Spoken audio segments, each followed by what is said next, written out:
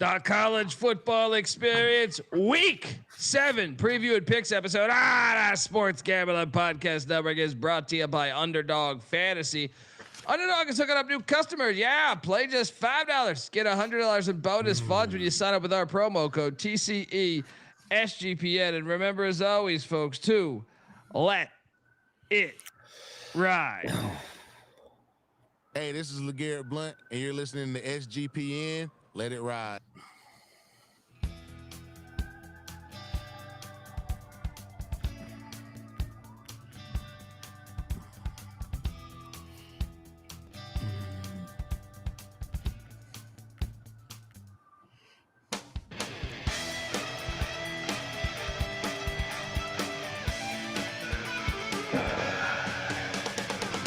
Yes, yes, yes. Woo!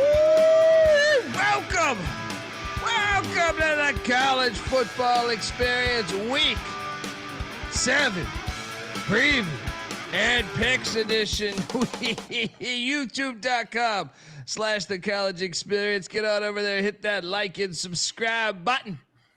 So we're giving out winners. And hopefully you caught our weekday preview because, well, let's not get ahead of it. Look, if you're wondering who the hell you're listening to, my name is Colby Swinging Database Dan, a.k.a. Pick Dundee. That's not a pick. This is a pick. He was raised in the land down under, where a man thinks on his feet, speaks with his fists, and lives by his wits. When Dundee happened, he was a superstar. And you're nothing but a chameleon, lemon-headed, coward, terrorist pussy. And I'm after you, buddy. You're gonna pay for it. Good night. Oh boy, we got a fire college football slate. Shit.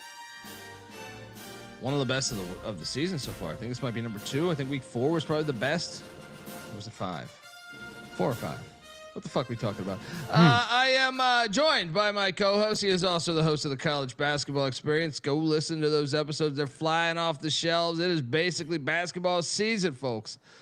Give it up for Farmer, Staffer at Austin Peay with the Governors, South Carolina with the Gamecocks, and West Virginia with the Mountaineers, Ryan McIntyre, a.k.a. Moneyline Mac. What's up, man? Hey, what's up, man? Yes, did a little swaction tonight. Wednesday night swaction. Go check out that. Let's talk some college football. Love the swag. Shout out to Doc Bradley. Shout out to Doc Bradley, Bethune-Cookman. Represent. Mac tonight. Come on, make it Mac tonight.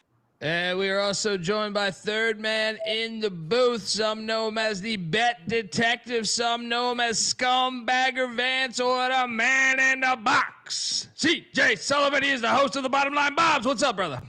What's up, Al? Ooh, that does sound like I'm coming in loud. Am I coming in loud here? Be loud, man. You got the goddamn Phils just took got the lead. Got the Phils on. I see a lot of people in the chat can think that John Kruk is on the show right now. That is not true. But shout out to John Kruk. I do not take that as an insult. I love the Krucker. He does color commentary. He's amazing. How could you not? Yeah, How could you not? He's the absolute best. So yeah, big fan myself. I mean, it's pretty good sports night right now. I mean, we got 2 pretty CSA good sports games. night. Yeah, as you can see, right? I have a different setup here because I am watching both games. So the Yankees just blew a bases load opportunity, but that's neither here nor there because we're ready to give out some college bombs, and this is a full slate, right? It is a full slate. The Flamin' Libs just took a 19-0 lead on UTEP. Sorry to bring that up again, but I wanted to alert the good folks because me and Mac. Well, not only do we lock up Liberty, we parlayed that with Missouri State. Yes. And they're in a big spot right now with 2 minutes left in the third, up 19-13. But Short. yes, beautiful. You're ahead of me. That was a horrible pitch. Yeah. Absolutely horrible pitch. Yeah. So love getting weekday games back. You know, weekday games mixed in with the MLB playoffs. Got the NHL starting up. Sports are thriving. So make sure you check out SGPN for all that shit. The Bottom Line Bombs covers all those sports too. Yeah. This prick John Crook over here is fucking sitting over here. He's breaking down all that shit. All right. So check out the bombs. All right. Yeah, you might as well say I have a new setup here so I can see the game, as you were saying. But it will not be a problem. That's the beauty of baseball. Baseball is a background sport. It should always be on in the background. I even say it shouldn't even be watched. It should either be listened to on the radio or read in the newspaper, like the next day, box score wise. Big fan of the radio. Love baseball as a on the kid. radio. It was like a nightly thing to fall asleep to the Orioles getting their ass whooped. Goddamn, wake up every few innings when Mickey Tettleton hits a dinger. Right? Mickey Tettleton from both sides of the plate. Hey, shout out to Eric giving us $50. 7 weeks doing well with you boys. And, what's that? I know. Oh, I know you're a big Oriole fan there, Dundee, and I hung out with Eddie Murray there recently. Oh shit! Yeah. Did you guys do any blow? And now he's old now. I don't know if that heart. I don't know if that heart can take any blow right now for Eddie Murray. He's an old man. Dude, that Eddie Murray's my boy, man. I got a great. starting lineup. What was his nickname? Not Big Smooth, but it was something like that. It was Big Easy. No, Big Easy. I think Big Easy. Was it? Yeah, I think maybe Easy Eddie. Yeah, Big Easy. And oh shit, man. This Missouri State quarterback is doing everything he can to lose the game. Good guy, just run the ball. Eddie Murray, Cal Ripken, Mickey Tettleton. Like, we gotta remember, I grew up like I got the shittiest years of Eddie Murray. Right. Yeah, but he was still a beast. He was like an all-star late in his. Sure. 1983, 80s, they beat the Phillies in the World Series. They beat the Wheeze Kids. Yeah. See, that's I was too young for that. I was alive. I was on the planet, but I was just too young for that. Yeah. In the 50s, there was the Whiz Kids, and then these guys were old, so they call them the Wheeze Kids. Great shit. Nickname. So guys, look, I want to get into these games, but I thought it would be, we got to just touch base on some news. So, who could we be talking about? This is why this could be a Patty C episode here, because Patty C would say this forever. He said, the rest of the college football world better pray that either the Ivies or Stanford never care about football. Well, Stanford today, somebody cares about football, because he gave a $50 million donation to football and football only.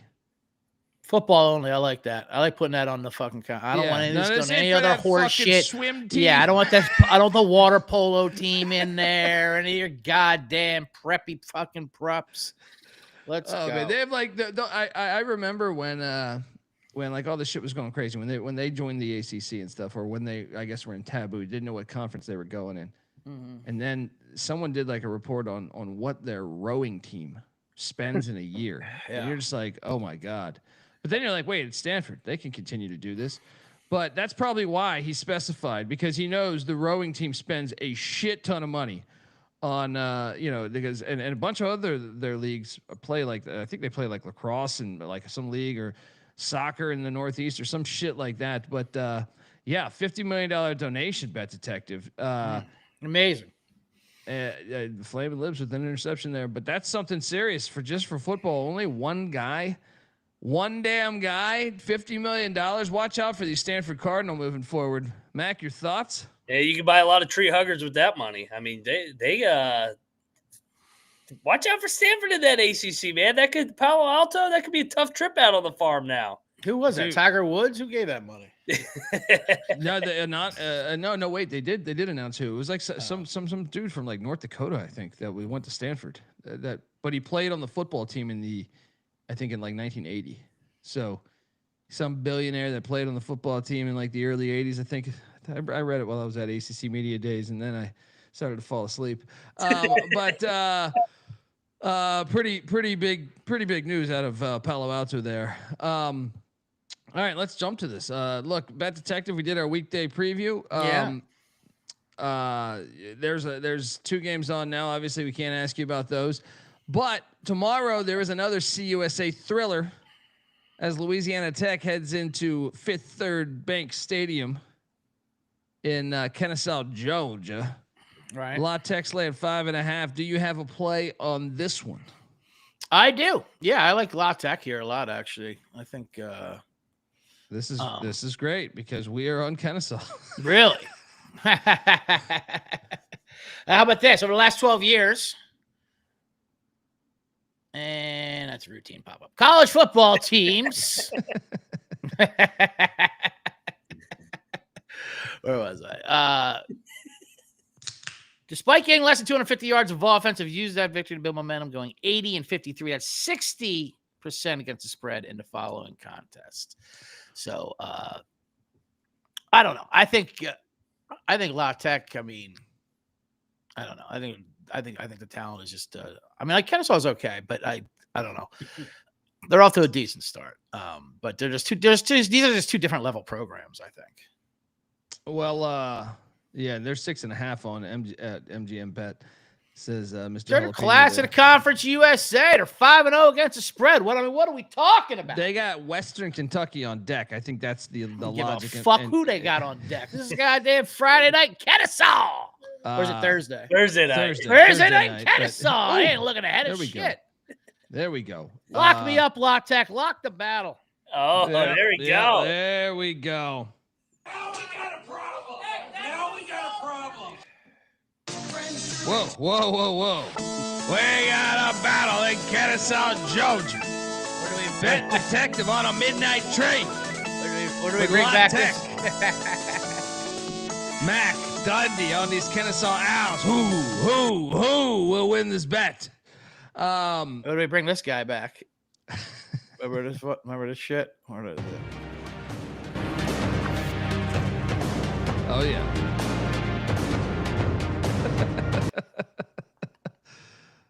I won't hit that. We got the soundboard working. Let's go. Oh, fantastic. Next up, we got the chat. I gave my play online about this. Harding has yet to give up a point in the first half. They're the only team in the NCAA that's done that. They're the class of Division II, the Bison here. Honestly, they're must-watch TV. This is how you know the real from the fake. You know. Is there a number on this game? There is not, but I will meet you at cut. I will meet you at cut. I'll give you 29.5. All right, with Dennis Rodman's alma mater. I'm not fading Harding. Yeah. Next up, we got. Okay. Oh. Okay, there we go. East Carolina's heading into Yeoman Stadium. We already have a battle going on this bet detective. You on this game? What's this number? 7. Tulane's laying 7. The over-under at 52.5. Wow. That over sounds nice there, but I don't know. I don't trust that ECU team on the road there. I like Tulane here. You betting it? No, I'm not betting. You guys can play your damn song between each other. Give me the Saturday. You got any action on this one? Get the fuck out of here. I hate Sam Houston State with a passion. They are. I mean, they don't have any buys. Sometimes I think they play two teams the same weekend. They're on every fifth slide. Sam Houston State. and Jacksonville State playing 7.5 at that Shell Energy Stadium. All right, I forgot to put the number on this slide. Stadium, baby. Yeah. MLS stadium. Next up, we also have this game, Bet Detective, on Thursday. Southern Miss, Georgia Southern there at Paulson Stadium in Statesboro. This one I'm on. I bet Southern Miss here.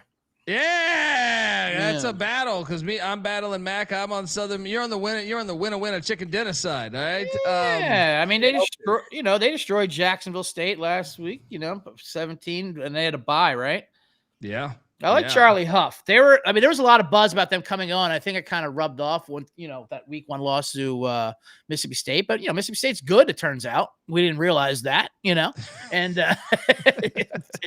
so I think that loss isn't so bad. They actually kind of kept it closer than a lot of other teams have. I think it's a pretty short number. I like Southern Miss a lot here. There we go. We got a battle at Paulson Stadium. Dundee. And the bet detective on these Golden Eagles. Moneyline Mac on Georgia Southern here. In Paulson.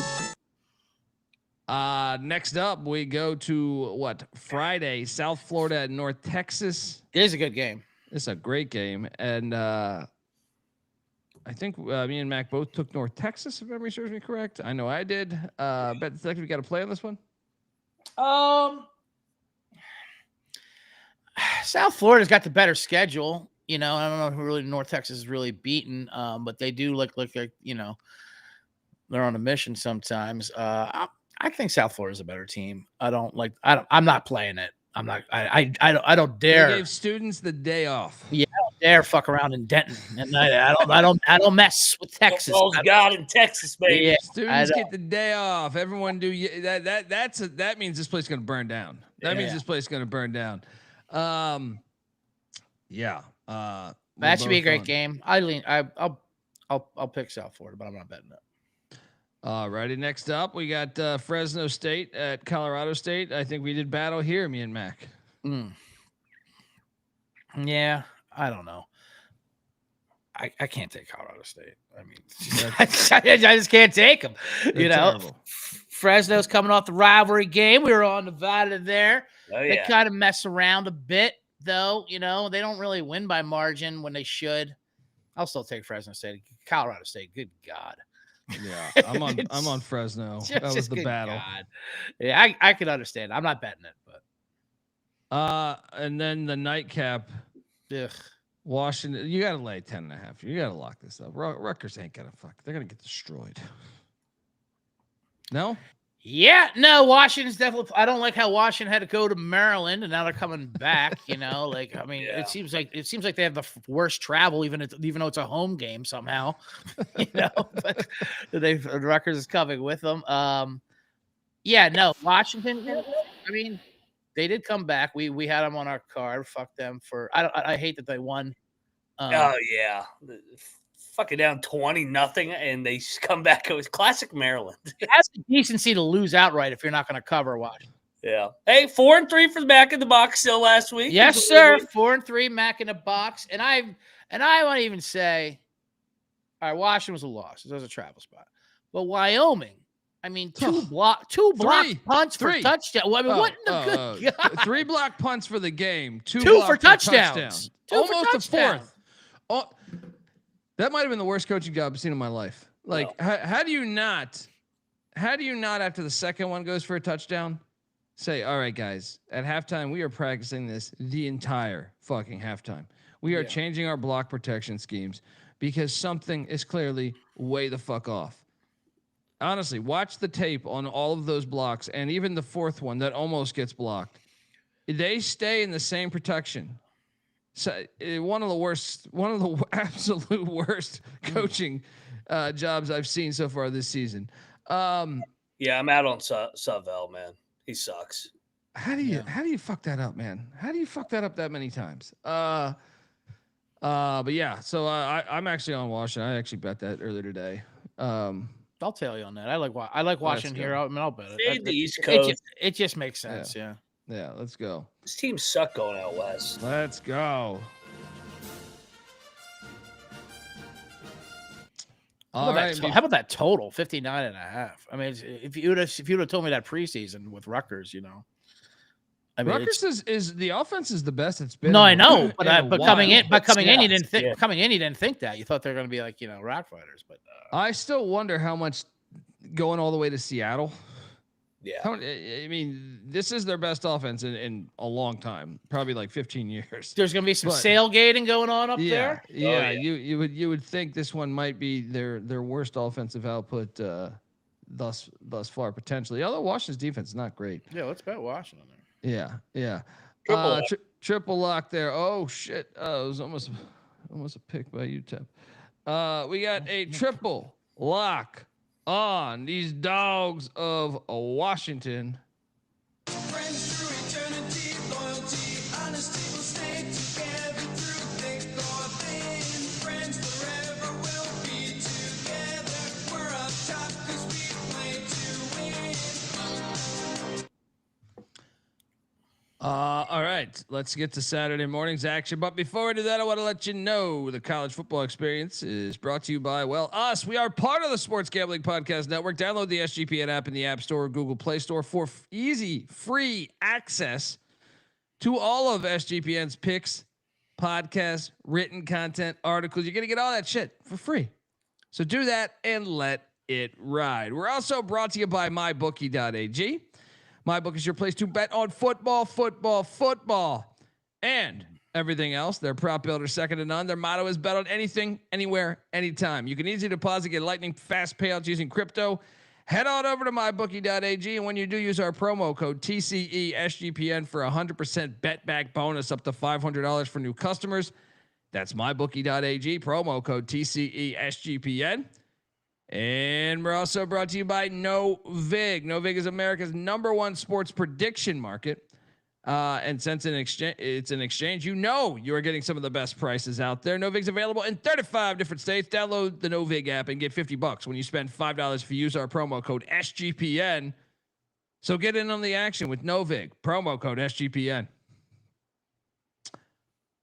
All right, we are back. The fans are asking you, Bet Detective, for the Lou Holtz, the Lou Holtz cough. The Lou Holtz cough. That's on my soundboard. I can't do that. But yeah, that was part of my cameo with Lou Holtz saying, "Hey, listen to the man in a box. He coughed and it sounded like he almost died.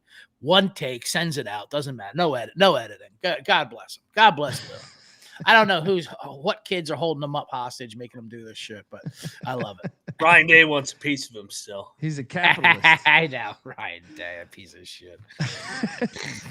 All right, Saturday morning, here we go. The Miami, Ohio Redskins are heading to Infocision Field to take on the Akron Zips. And Miami, Ohio is laying 11.5 fucking points. Whoa. I have a rule, guys. Yeah. 11.5 points on the road in Maction is insane. I know Akron ain't great, but 11.5 points on the road is like 10,000 points. I'm locking up these Zips plus 11.5 to start my Saturday morning. Too many fucking points. Akron, like under Moorhead in conference play, I feel like they lose a lot of close games. Let's go.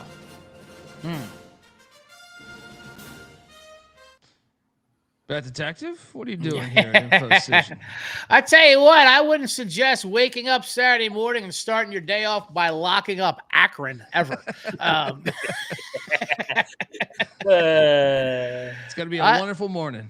I like this Miami Ohio team. They, like I said before, they still have all their MAC goals in front of them. And they started off with a tough slate in the beginning of the season here, but Akron coming off the huge upset of Central Michigan. That's not good for you.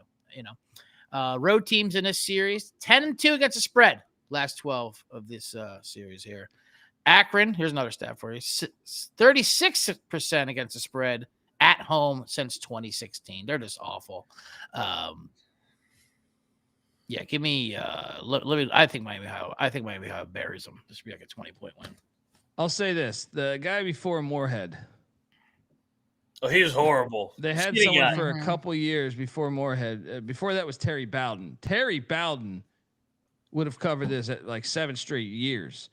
But looking at the history and it was a close game in 19. It was 20-17, but they did get their ass whooped a couple times there. But under Moorhead, I think they've only played once, and that was a couple years ago.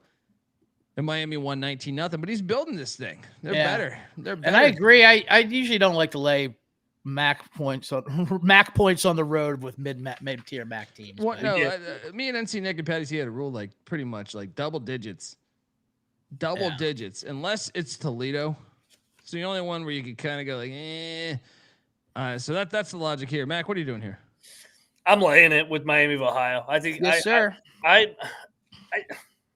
Akron got their upset win last week, and I locked Akron last week, so I don't want to go Akron back to back. I like this Miami of Ohio team under Chuck Martin when we get in MAC play. I think they played the harder schedule as well. I think they roll here, but I'm not locking a double-digit favorite on the road in the MAC. I just want to give you this right now. So out of their losses in the MAC last year. So they didn't play Miami, Ohio last year, right? Mm-hmm. All of their losses were 11 points or less.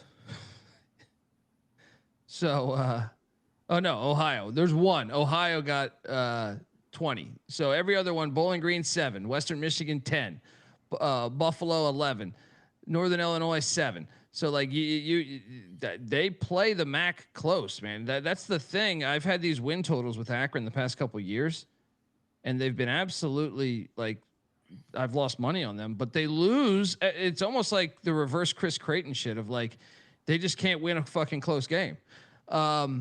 Anyway, we'll see. I'll see you on the gridiron. Anyone want to battle me? No. It's the MAC. It's the MAC. All right, next up.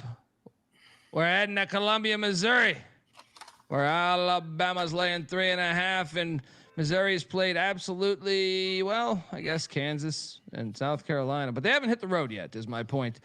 Guys, I got another lock. Give me Missouri. Just thinking about this on the drive home from ACC Media Days. I said, I know Missouri might be counterfeit, but you're asking Alabama for 3 straight games to get up, and they have Tennessee on deck. This is the ultimate spot for Mizzou, and it's also the ultimate spot for the number 3 rushing attack in the country, Missouri, going up against the 87th rush defense and the second worst SEC rush defense. Bet Detective, you got anything here? Yeah, I'm locking up Mizzou myself here. I mean, Alabama was on the road. The last 7 road games are 2-5. I mean, straight up and against the spread here. And Missouri's good. I mean, their offense, they're 4th in adjusted offensive EPA per play in the entire country. Only USC, Oregon, and Ohio State are better than them offensively. So. No, I also love the over in this game. Lock that up. It's like 51.5, right? Yeah. Now I know it was 34-0 last year, but that was in Tuscaloosa and that was without their starting quarterback. Yeah, backup quarterback. Yeah. Mac, do we have a party? We do. Even though, like you said, I don't like Missouri's schedule, but they are at home. It's a weird road trip. They can run the ball. What did Alabama do to deserve this spot? Coming off 2 hard games, and then they get Missouri off a bye on the road. This is a bullshit spot. Before Tennessee, too. I mean, Alabama Tennessee is an old school rivalry, so it's like, how much are you paying attention to Missouri? Or it's also the weird road trip in the SEC. Yes, I've always felt like Missouri's the team that if you asked every SEC fan to fill out who is in the conference, they would get Oklahoma and Texas. The one they would not get is Missouri. So it's the one that you just forget about.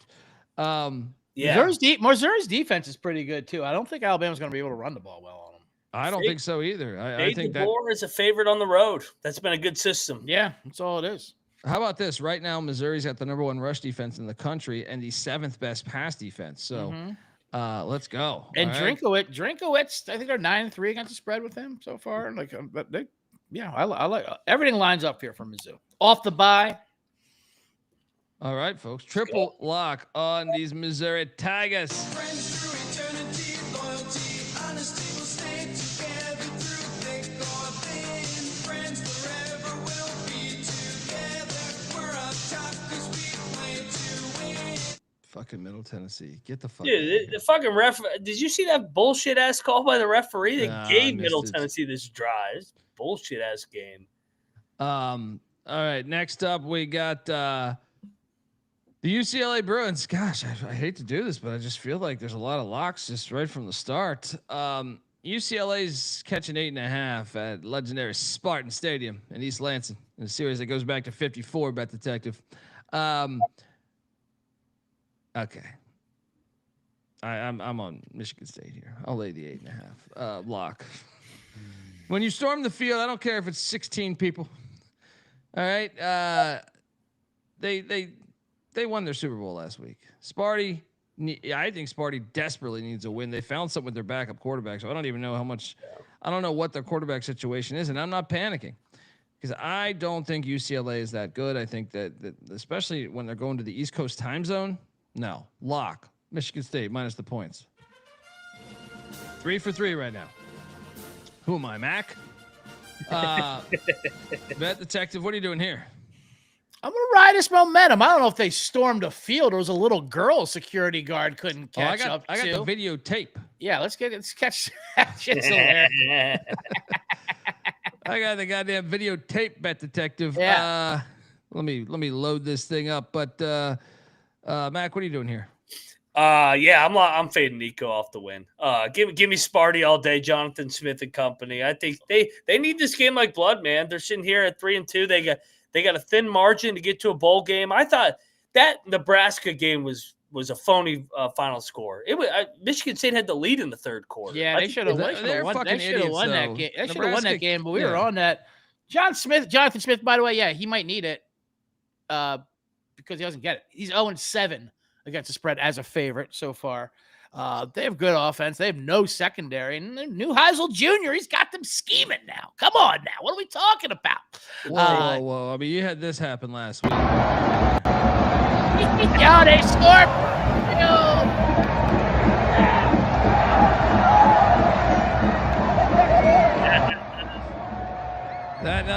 That's a field storming at the Rose Bowl. Oh yeah. That's 16 people. That's a solid. They're trying to 16 catch people. the shuttle out of there so they can hit the fucking 134 and break traffic. There ain't not a Forbes deal. Have Washington, Oregon, USC, or UCLA covered a 9 a.m. Time spread yet? Oregon didn't cover against Northwestern. USC lost outright to Illinois. Oregon covered against Penn State. That was a night game. Oh, 9 a.m. Yeah, the early game where they're kicking it off 9 a.m. local time. Sparty's gonna fuck them up. Double digits. Go get this bullshit. Lock. Get out of here. Double lock on Michigan State. Are you battling us, Bet Detective? I mean, yeah, why not? Give me UCLA. Oh. Yes. Can't go to the well too many times with Nico. Yeah, I understand that. But you know, if you're going to go to the wedding, you got to go to the funeral. I've already been to all the fucking disasters. We got a battle in East Lansing. They don't have time for letdowns and like look aheads and shit like that. You know what I mean? Like they were the absolute worst team. You know, one of the worst teams in the country. And you know, there's such a hole that you know they just got to ride this momentum and get going. Vibes are good out there. Now, I will say that. I should have let off with this. There was also news in the top 25 poll. You might have seen Texas still ranked. Penn State still ranked. They weren't actually in the AP poll, but guess who? Guess who had Texas? I think still I think at number 12. And Penn State in the 20s. The process girl? As far as what my votes are and what my process is, you know, I wake up early in the morning after covering a game late in the night before. Don't want to go too much into my process or logic, but I will say I appreciate everybody's interaction on social media. No, she did it. I shit you not. No way. I shit you not. Oh, she did it for real? I thought you just wanted to play that clip. No, I'm dead serious. She has Texas, I think, number 12. Penn State. The Iron. What's hilarious? That was her niece running on the UCLA field, right? Security guy, some AP writer trying to chase him down. Oh my God! Someone's got to tackle this woman. Get her out of the. Get her out of the. Doesn't matter. It equals out. Whatever. All right, that's a good battle. I'm looking forward to that one. All right, hopefully I don't have I don't have a bet here. Houston's going to Boone Pickett Stadium. Take on these Oklahoma State Cowboys. Houston laying 14.5. The over under at 46.5. I'll take the over 46.5 if you're asking me to. If you want to bet a side of this, I think that's the best thing you could do. But I'm staying away from this game. Bet Detective, what are you doing here? Yeah, I'll throw out the over. If I was going to take anything, I'll take Okie State, but I'm not betting it. Yeah, I would take Oklahoma State in the points too, even though I feel like they're baiting you with that little hook. Mac, what are you doing? Lay it. Fuck this team. Willie Fritz is one of the old guys. He's going to run it up on these fucking clowns. I mean, Oklahoma State fired their whole defensive staff. They fired everybody. They're not even going to come close to winning another game. Lay it. Next up, we have that offense. Though that offense isn't very good with Wegman. Next up, we have Charlotte, the Clits, heading to Mikey Stadium, getting 17.5 points. Going back to that well. It's too many points. This is too many points. Oh, God. You ready for this? Tim Albin was part of Nebraska's staff back in the 90s. Uh-huh. He's gonna know how to. He's gonna know how to put the kibosh on this option attack. Yeah, right. Are you betting this? I am betting this. Locking up God, Charlotte get plus outta 17.5. Charlotte played pretty good, I thought, last week. They showed signs of real fight. Matt's with me in the chat. There we go. Thank you. These fucking losers over here. All right. But second, we battle it or what? I didn't want to, but after that insane and unnecessary slander and shot taken at us, called us fucking loser. You goddamn right. I'm a saluting this Army's they're gonna win this game 42-6. Are you crazy? Just lock me up, Army. You want to get in on this battle, Mac? Yeah. This Clint doesn't want to go up to West Point. They're gonna get smacked down here. You guys are just so chalk. Clean the goddamn. All right, we got a battle at Mikey, Dundee, and Matt WVU in the chat. Going in on the Clint. These bozos riding with these Army Black Knights after a tough UAB game.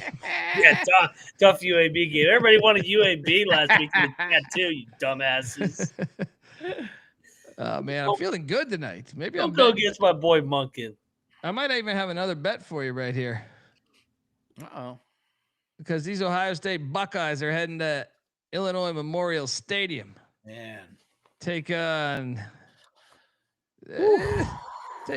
Burt Bielema's flying high Illini.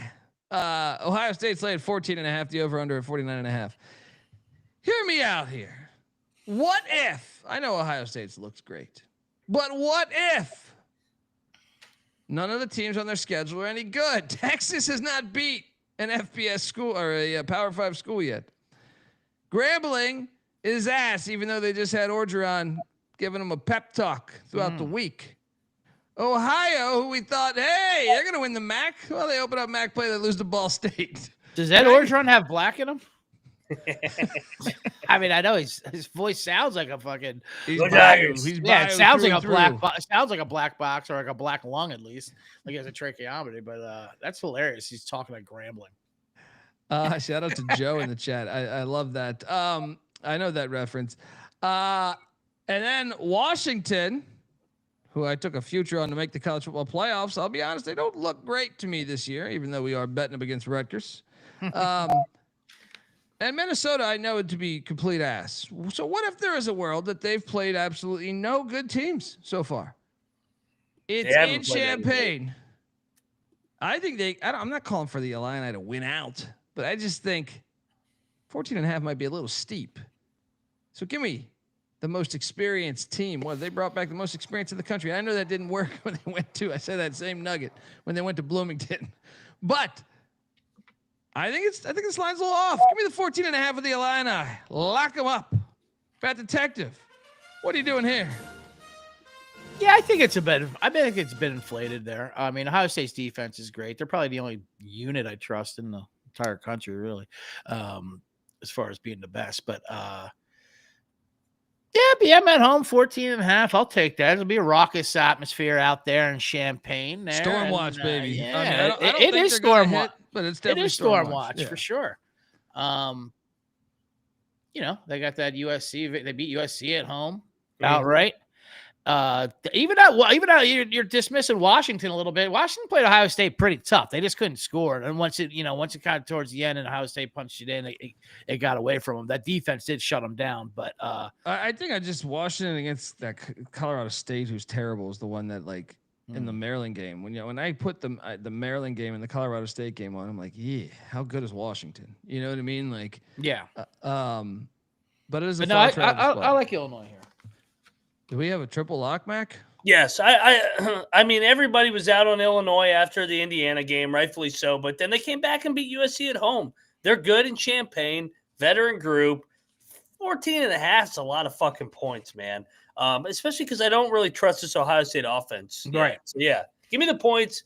Buckeyes win by 7. Wait, big noon kickoff is going to be there. So is Sanchez is off the case, and Brady Quinn is in there, and Brady Quinn Portnoy. I disagree with that. I'm not saying the law shouldn't prosecute Mark Sanchez, but Fox should have him on there. I want to see him on TV with the stab wounds, talking it through. And shout out to the Mexicans in general for in today's era. In what the world we live in, staying true to the stabbings, I mean, it'd be very easy to fall victim to gunshots and all that stuff, but they like the stabbings. They like to stab each other. You act like Sanchez stabbed himself. Well, no, but he did stab back, and he might have been on PCP, also a very Mexican. Had to be on PCP. When I saw that storyline, I know there's been some questionable reporting. People have told me that. I haven't done my due diligence, but when I saw the storyline, my first thought was, we got Mexicans doing PCP in Indianapolis. All right, that's what's going on right there. Bielema is a dog. Bielema is good as a dog too, by the way. Yeah, for sure. Yeah, he is. He is. And the Mexicans, shout out to them too. No, 100% shout out to Mexico. This is a compliment, Outside of Rio Grande. Put down the gun, pick up the knife. That's what I said. Never been a bad time in Mexico. Never. Too bad it's just taking Ohio State money line. Of course, he's a diehard Buckeye fan. I would hope he would. Jacob Thiessen, who's going to be at this game, he said he's taking the goalpost with him. All right. Yes. Let's go. We got a triple lock. Illini plus 14.5.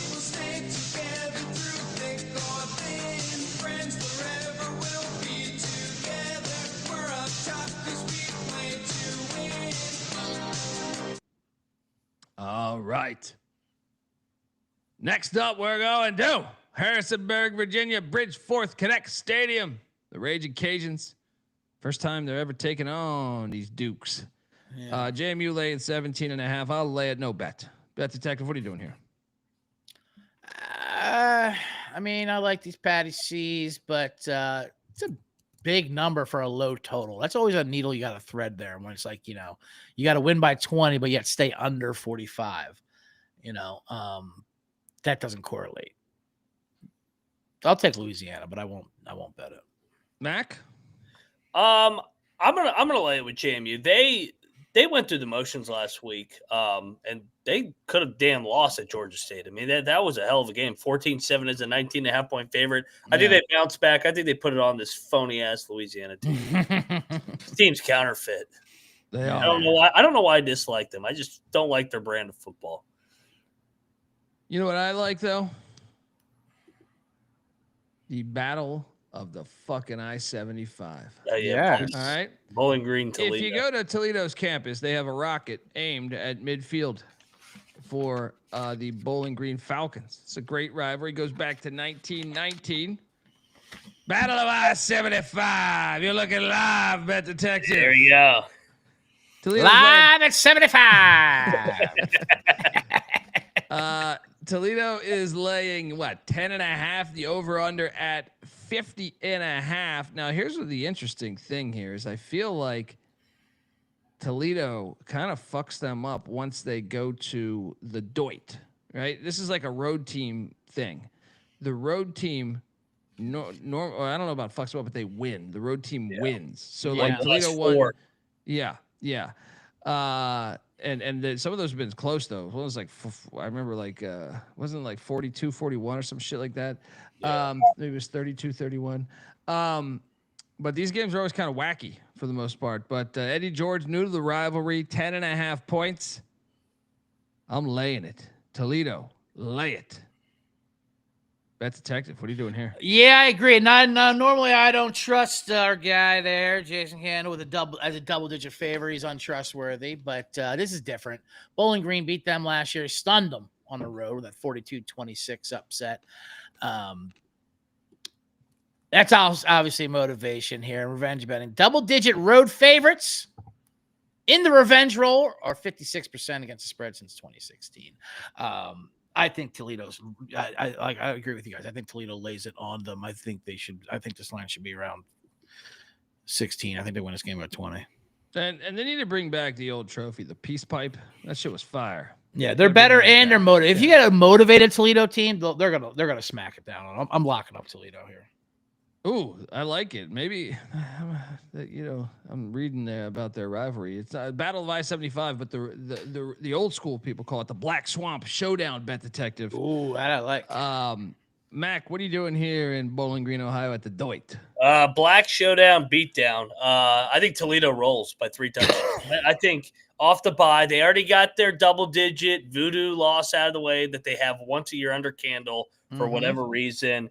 And they got blown out by Bowling Green at home last year in that game. What I mean. So, yeah, Candle, Toledo. I think this is a rout. Lock, Toledo. I'll join the party here. Triple lock on these Rockets. Fire. Fire. This sounds very Mac in the Boxy. Yeah, I guess they won't start. Let's get out of these TMZ games that the Dundee Benedict does out there on the main show. They don't need fucking content. They didn't get the honor of the Black Swamp Showdown. All right, the battle for the peace pipe. All right, folks. Before we get to the next game, I want to tell you the college football experience is brought to you by Underdog Fantasy. Yes, Underdog's a great place to play fantasy pick'em, where you can win up to 500 times the amount of money you enter. Perfect one for me is I'm on the lower. I think it's 59.5 rushing yards for Nico against Michigan State in that Joe Rossi defense. And I took Jake Retzlaff, Tulane's quarterback, to run for over, was it, I think 56.5 yards, something like that. Both those available. That's part of the edge you can find on Underdog Fantasy. You can win up to 500 times the amount of money you enter. Simply pick higher or lower on your favorite player's stats and stat projections. And you can cash in. Available for a ton of different sports as well. Underdog's got a brand new offer for new customers. Play just $5, get $100 in bonus funds when you sign up with our promo code TCESGPN. And we're also brought to you by Rhythm. Rhythm is crushing it in college football and NFL with picks and props. They went 8-2 on passing prop overs last week. And then in the NFL, they killed it on the Dylan Gabriel debut props the other day. Rhythm is also giving away weekly cash prizes just for tracking your bets in the app. Track 5 bets of the same type of from any model that you use or any model that you build. You could win $1,000. Use your promo code, our promo code, SGPN25, when you download the Rhythm app. That's RITHMM for 25% off your first month. Download Rhythm, promo code SGPN25. All right. Currently Missouri State up 2.5, or I'm sorry, up 2 against Middle Tennessee, Mac. They're doing everything they can to lose this fucking game, man. And Liberty up 19-8 on UTEP. So UTEP's still alive to backdoor this fucking thing. But we laid 2.5 with Missouri State, so we're looking great. That missed extra point. What a prick. Anyway, but the parlay was on the money lines. Yeah, Liberty yeah. and but I bet it single game as well though. It's fucking clown ass Missouri State team. Unbelievable. No, I know we're betting up. We're betting a lot of games. And I'm with you, Ulysses. All right, bet college football should be played every game. You got this many teams played every fucking day. The Pitt Panthers with their star freshman quarterback. Everybody's this dude, ain't they? What's his name again? Mason Heinschel. He balled out, but this is his first road start of his career as he goes to the Doak. Florida State, aka Saudi Arabia State, laying 10.5. Guys, I'm gonna bet Pitt. I think this is a great spot. This is a great spot for Florida State. We've seen them quit in years past. They're pretty much. I mean, I would say it's very unlikely that they play for the ACC championship now. this is too many points. And when I think of the Malzahn offense against Pitt, where I think Narduzzi's team and Malzahn's offense, they run so much like misdirection and try to get to the outside and stuff. I think Pitt has a defense that can fuck with that. So I am a little nervous about the freshman quarterback on the road, but give me the 10.5 and lock up these Pitt Panthers. Bet detective. Yeah. What are you doing here, buddy? Yeah, I'm not locking up Pitt. I'll take Pitt, but I'm certainly not locking. I think I'm not locking. Sprinkle the money line, dude. Ooh, There's a chance that Florida State quit. Possibly. It's a sleepy game, that's for sure. But they need to bounce back as well. Yeah, I'll take Pitt. Mac? I'm battling. Give me Florida State. Why is this number 10.5? And fade this freshman quarterback off one fucking game against Boston College at home. Everybody's crowning him the Heisman Trophy winner now. He's going to come back to reality. Florida State blowout. 3 touchdowns. We got a battle at the Doak. Dundee saying H2P. Head of Pitt. Mac saying eat shit Pitt. Always. All right, next up we are going to Nippert Stadium where UCF's catching 10.5 against Cincinnati. I'm actually going to take the 10.5, but no bet here. But give me the 10.5 and UCF. Bet detective? Yeah, same thing. Cincinnati, they mess around too much to be laying 10.5. I don't trust them laying a big number. Hey, Destro, I said they might quit. I didn't say they quit already, but it's not a bad take because they did that exactly 1 fucking year ago today. All right, we saw the same scenario, so I do think that could be a world. But I can tell you this. They're pretty much eliminated from the ACC championship. I mean, they need everyone to lose, and none of the teams at the top play each other.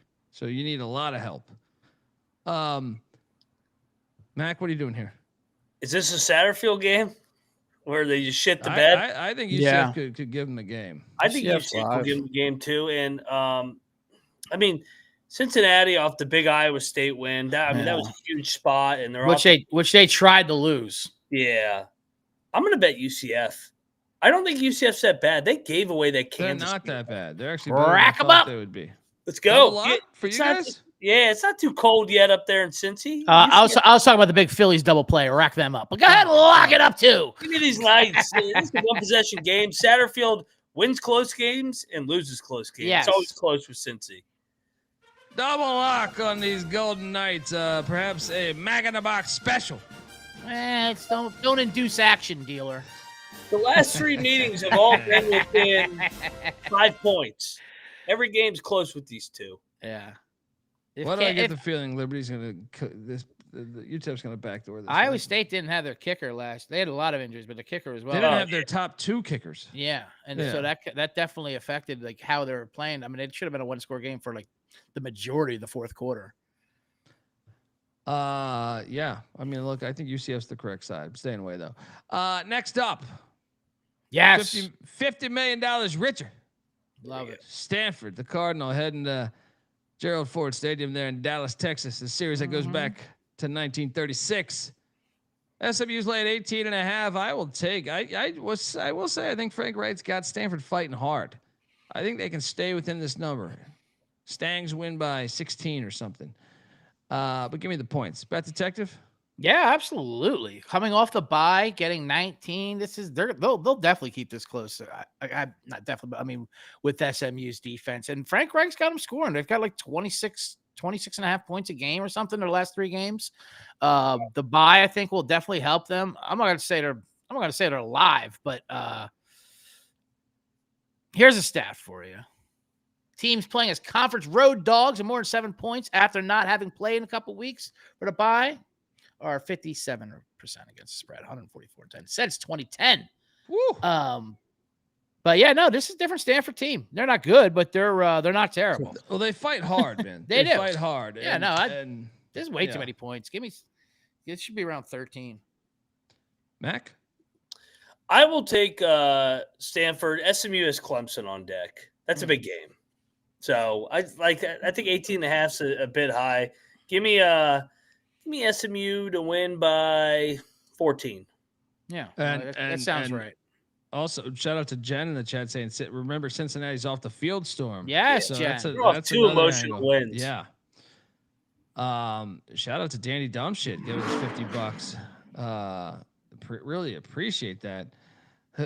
He told me to ask you, Bet Detective, who do you like in the Valdosta State?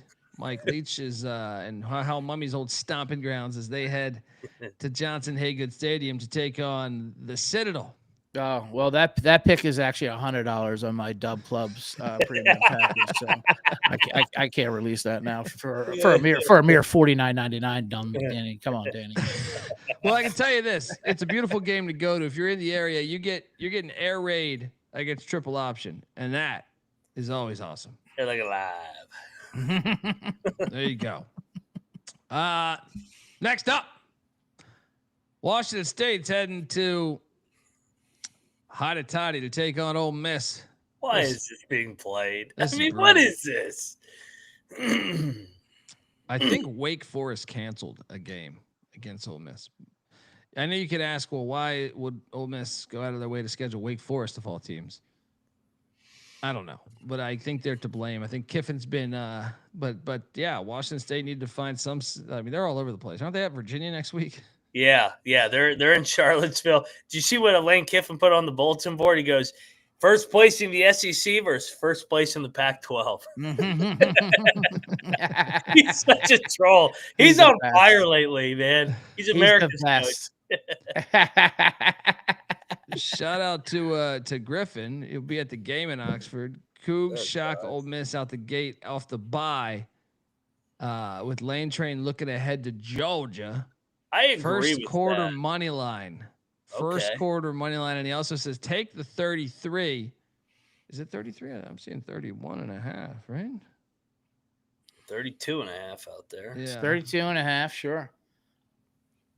Sure, I'll take the points, I guess. I'm not betting this, but I will bet that first quarter. That's not a bad option. Let's take that first quarter, guys. What do you think? I like Ole Miss in this game, to be honest with you. I don't know. I'm not even worried about the look ahead to Georgia. Hell, they beat them last year. He probably don't even think that's a game. I just trust Lane Kiffin laying big spreads. He apologizes to gamblers. He knows the number. Yeah, he knows the number. He runs it up. He apologizes to you. Against non-conference teams, he is 18-5 against the spread. Yeah. In 5 seasons in Oxford at home games. They're going to fucking win this game by 40, 45. He can't stop. He loves to run this game up. Get out of here with Washington State going down to Biloxi. And they're coming off the bye, so it's not even a letdown spot. You know, they're gonna tune this thing up. So what just happened? Middle Tennessee made a field goal, but did someone call timeout or did someone? No, that was a kick earlier in the game. Okay. They were showing off his leg. He's going to kick it. It's from 50. I'll take Wazoo in the points. Backdoor cover for the Cougs. I think we want him to make this field goal as someone laying 2.5, but I guess we have the money line in the parlay. But I kind of think, is there a world where he can make this and we score in 1 minute and 5 seconds? Well, he missed. And all right, well, the parlay is alive as long as UTEP doesn't backdoor this. Parlay thing. was plus 230, so that could be in the green. If be in the green tonight, I mean, fucking bullshit. I just can't believe we're gonna lose the 2.5 too, though. That Yeah, missed extra point. They should have won. They should have won by 2 touchdowns because of this bullshit ass voodoo fucking referee that just keeps calling face masks on Missouri State. I don't even know how many fucking face masks he called. Fuck that guy. Yeah, look at that bitch. I Look at know. this bitch ass kicker. These refs Look are at going this bitch ass fucking kicker right crazy. here. This is why I don't like that human beings. Look at that. Look at that. Come on. All right. Next up, we got Northern Illinois heading to the factory to take on the Yips. Heading to the Ypsilanti. Beautiful Ypsilanti.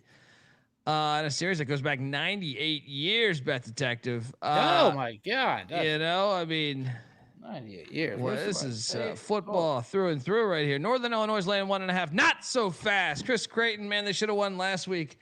What a terrible option attack in overtime there. EMU gets it done. They know Northern Illinois is leaving the MAC for richer pastures. Bet Detective, what are you doing here? Oh man, EMU gets on our card somehow every week, but yeah, I really don't like this game. I'll take Eastern Michigan here though, but oh, Bryce Harper, you get what a catch. This is their final trip to Ypsilanti, baby. Oh yeah, this is smash spot. They're storming. Yeah, I will lock up Eastern Michigan. I think they're the better team. I think they are going to win the game. I think the wrong team's favored here. What the fuck is Northern Illinois done to be a road favorite? Nah, no, it's crazy. Yeah, let's go. Disrespectful to my guy Chris Crane. Manila Mac locking up the Hurons of Eastern Michigan. Shout out to Carlton, loves that logo. Let's honor Native American history, not delete it. I completely agree. Completely agree. Brian in the chat saying next slide, Sullivan. Next slide, Sullivan. Shout out to the best commenter out there. And I mean, you just look at EMU's losses. Are you watching this? Unfucking believable. These guys are fucking mops. What, Liberty? They're trying to fuck it up. No, in the Phils game, both. Schwarber just got a field goal. Yeah, Schwarber just got picked off on a fucking bouncing ball. What is he doing with a man ahead of him? It's not like he had a free base. Unbelievable. I will say I did find a Missouri State -1.5 after the show last night, but I wanted it 2.5 for the actual show. Oh, thanks for letting me know, you prick. Hey, I see somebody in the chat saying it was available on DK, but I wanted it for the show because on the show we picked it at 2.5. I bet it at 2.5. Yeah, it's fucking bullshit, man. That fucking referee. Yeah. All right, next up. The back door is wide open after Liberty misses a chip shot. UMass. But I can't believe this line. Okay, this is a lock. Did you guys? Hold on, let me pull up this nugget. But this is a pretty shocking thing that we got going here. As Kent State is favored. I repeat. Yeah. Kent State, who Bill Connolly had ranked as not in the top 55 FCS teams, is favored. At home. No, it is at Dick Stadium, legendary Dick Stadium.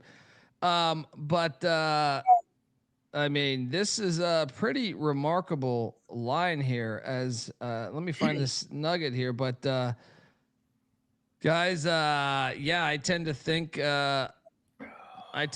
we gotta take Kent State, right? I don't know. We gotta take UMass, right? That's the play. It's just. Why is Kent State favored? That's what makes me hesitate. Yeah, I mean, I think that's the answer to that. Why is Kent State favored? I'm not going against that. Give me Kent State. Yeah, I have. I'm not locking them by any means. But sure, I retweeted that spread is so suspicious. I don't. Yeah. I mean, UMass is 0-5. True. Good point. Well, how about this? Fair enough. How about this? This is the first time that Kent State has been favored versus an FBS opponent since 2022. I repeat, this is the first time they've been favored since 2022 against an FBS opponent. I have the bet splits pulled up for this one. And I know that doesn't mean everything, but 80% of the bets and money are on Kent State. Wow. I mean, come on. People are betting Kent State. UMass looks so bad, though. Kent State is coming off the body blow of Oklahoma, but yes, UMass isn't going 0-12. This game's great. This game is great. Let's be honest. Locking UMass. Locking UMass. I love it. I'm not gonna lock it. You're insane. You're for locking this. Everybody game. Wants to bet Kent State. Look at the chat. They love Kent State. I will take UMass because I do believe that I think UMass is in a better spot. Kent State's coming off a body blow game against Oklahoma, 100%. Yeah, but I wouldn't lock. This might be the last game I would lock on the whole fucking card. They got to win one. This is the one. They got to win this one. Bet Detective, you're going with Kent State here? We're going Kent State. We're not locking, though. I have to have action on this. Give me my minute, man. Let's go. Basketball season Nova's here, baby. Frank Martin's got a squad. Moneyline Mac locking up the Minutemen. We just got an interception with Liberty. We're looking all right. We're going to fade the public betting Kent State here. I never thought those words would ever come out of my mouth. If I'm being honest, if it wasn't for the Oklahoma game, I actually think Kent State has passed the eye test better than UMass. But I just don't like them coming off of all those. They just went through the gauntlet. They played like 3 Power 5s that are all like in the top 30. So, yeah, I'm not. You're not pressuring me into betting this one yet, at least. You're going to have action on it come Saturday. I got action on this one right here as Appalachian State heads to Center Park Stadium. Yeah. Where hitting Mark Whitten used to hit dingers, right? Mark Whitten. App State's laying 1.5. The over-under at 55.5. I think Georgia State's going to win this game. They look good. Yeah. I think App State got up against Oregon State. Great goal line stand. It was a tragic magic situation with Sean Clark. May he rest easy. I think Georgia State is much better than their record. I watched that JMU game. They just had a tough schedule. I think they're better than their record. Georgia State wins. Lock this fucking thing up. What's going against us here is the fact that they've played every year since 14 and Georgia State's never won against App State. But there's a first time for everybody. All right. Bet Detective, what are you doing here? Yeah, no, letdown spot there for App State. They didn't even look that great. They did not look as good as I thought they would be. That was very sweaty. No, for sure. I was actually on the beeve there, but and I still think it's directionally I was correct, but they did not get home. But yeah, I like Georgia State a lot here. I'll lock that up.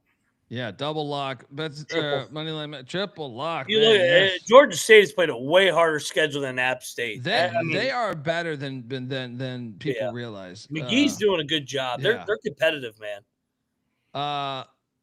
Triple lock on Georgia State.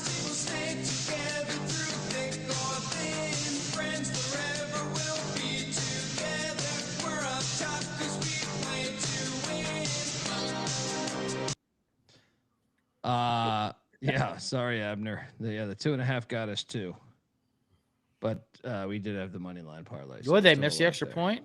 Yeah, missed start an the extra game. point. Jesus Christ. Ridiculous. Absolutely fucking ridiculous. The worst. Next up, we got Wake Forest heading to Corvallis. Guys, is this the one? Is the fucking one? This is Mac in the box worthy. I mean, Oregon State had their heart ripped out last week. 4 tries inside the 3-yard line, and App State stops them. They had Houston in overtime where they missed a field goal. They had a field goal blocked before overtime where they could have won it. They've been knocking on the fucking door. This has got to be the one, right? This has just got to be the one. I haven't bet this yet, but it's under consideration, heavy consideration. What are you guys doing here? Bet Detective, you betting this thing? Yeah, I'm betting this thing, and I'm betting fucking Wake. You know I'm betting. Wake is my squad this year. Lock me up, Wake 3,000 miles away. I don't give a shit. They're impressive. They're good. Oregon State's going 0-12. No way. They don't need to win a game. But Wake looks good. I'm almost at my over 4.5 wins there. Almost ready to pop the champagne on that one. I predicted before Halloween. This is going to be win number 4. Don't forget Dickert's familiar with these beeves. That he is true. He coached at Wazoo the last few years. You know? Yeah. He knows exactly what they're up to. So give me Dicker, give me Wake. This Wake team's good. They're not losing this game. Beavers are ready to shut it down. Mac, what are you doing here? Because I'm picking the Beavs. I might end up going on these Beavs. I just think this is too much travel. The fucking students are back in. You saw the last time at home, they almost knocked off a good Houston team. I'm on the Beavs. Lock battle. The Beavs should be like 3-3 right now. They should have won last week. That I can't believe they lost. I can't believe they lost a Houston game up 14 in the fourth quarter. And then the Fresno game was a complete fluke when the punter just whiffed on the ball. They could easily be 3-3 with the hardest schedule in the country. I think they're better than Wake. Oregon State outright, and they're going to run the table to get to a bowl. Wow. Go Beavs. Now we got a problem. We got a battle in Corvallis, Razor Stadium. That detective said, "Go Deeks." And as One Mike line says in the back. chat, familiarity with a variety of beeves is a must. No Mac in the box as we went head to head on it, I guess. Not at all. If you want to take for Mac in the box, that's fine. There's nothing wrong with disagreeing for Mac in the box selections. I'll put UMass instead. Just kidding. No, I'll give you. If you want the beef, put the beefs in. I don't care. That's what makes the beautiful partnership of it. We don't have to agree on all the picks. You know what I mean? Like that's why. I mean, Dundee, of course. I mean, they're the who knows what goes on TMZ. I mean, they can only have 5 games to choose from anyway. How do you even get 7 selections when you guys do all the only prime time games? One's gotta be. Hey, where's game day going to be at? Where's fucking McAfee gonna be kicking a field goal at? I was 2-1. I was 2-1 on my place. Unfortunately, Kramer was winless. Hey, time out. I'm pushing back on this comment. Who's got a harder schedule than Oregon State's had? Yeah, I mean Oregon State. I think people just don't realize that they just assume they're in the Pac-12, like the old Pac-12. Right. Everybody says Oregon State's schedule thus far. It's ridiculous. The California Golden Bears, who are 4-2, Fresno State is 5-1, Texas Tech is 5-0, Oregon is 5-0. Houston is 5-1, right? And then Appalachian State's 3-2. They have yet to play a team with a losing record, and even worse, they've been all over the goddamn country. Yeah. Fuck, people say Texas Tech and Oregon are the 2 best teams in the country. They played them both. I mean, I think Washington State's got it a little worse with the travel, but I mean, they've been everywhere. I mean, their schedule's ridiculous. I'll give you they had a tough schedule, and they should have won a couple games, but to say they're better than Wake Forest is incorrect. Notre Dame, get out of here, Matt. Notre Dame. Wake beat Georgia. Wake beat Georgia Tech. Purdue. Notre Dame. What? Notre Dame's schedule is not hard to Oregon State. No way. It's just Miami and Texas A&M, right? Yeah, those other teams suck. Arkansas fired their fucking coach. Arkansas is terrible. Yeah. Purdue's terrible. Yeah, and Boise's they're all right. I mean, we like them. What would Sarkisian's record be with Oregon State's schedule? He's talking about all these schedules. He'd be 0-5 probably. Look, you're looking live at Moneyline Mac and pick Dundee cash in a parlay because the Flaming Libs take down UTEP 19-8. Congratulations to Liberty, not to you guys. You guys, yes, but also Liberty. Way to show up this year, fellas. Bet Detective, I have like $1,000 in futures added up. Different on bets. Liberty. On Liberty to play in the Conference USA Championship. I remember you hyping up Liberty for sure, and I get it, and it made sense. Well, I already lost the win total over under. Yeah, it was 8.5, and I was like, that's a smash play. That's a fucking smash play if I've seen one. Now I'm just clinging to this. Get to the CUSA championship game. All right, next up. Poor Shohei to the warning track. I bet all those Dodger fans really thought it was. They think a fucking pop up to the first base is a home run. Those idiots. Next up, you're looking live at Autzen Stadium, Indiana. Curt Cignetti heading out to Eugene for the first time in his tenure. I think the first time he's ever coached at the stadium. Oregon laying 7.5, and I'm locking up Oregon laying 7.5 because I don't buy this nonsense going on west to Autzen Stadium. Oregon by 13, 30-17 final. Bet Detective, what are you doing here? Yeah, we got the travel, of course, going out there west, and this is just a little bit too much for Indiana to bite off, I believe. Cignetti, they're 1-5 against the spread after the bye. He's 0-2 versus top 5 teams. I don't like their red zone defense. I mean, Oregon's going to score every time they're in there. You know, they've allowed points in against every single opponent once they get in the red zone so far. That's a pretty amazing statistic. Not once has a team got in the red zone and not scored. And Oregon versus ranked teams is good, especially at home. They're 8-2-1 against the spread versus ranked teams. which is about 6%. I think Oregon rolls here. No, I mean, they're not going to pour it on 30, 35, 40 points, but they win this by double digits. Yeah, I mean, Indiana. What was their West Coast trip last year? UCLA, and Yeah. that was one of the ones where they actually Yep. covered that. But UCLA was in like game 4 of like the fucking Deshaun Foster era. But I just this is a different animal. Isn't Indiana pretty easy to figure out? Like, Yeah. they're great as a favorite in the bully role, but as soon as they play somebody that they're a dog to, they don't cover.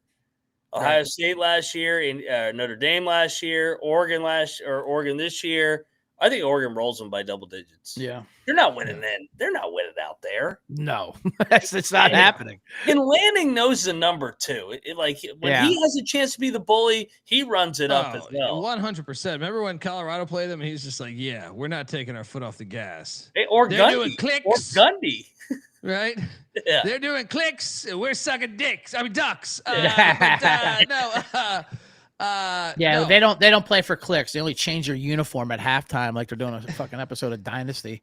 Those fucking assholes. And they had a film produced by Nike they showing had a that they don't fucking play blow for up clicks. duck Yeah. show up to the goddamn Big Ten media. We don't do anything for clicks.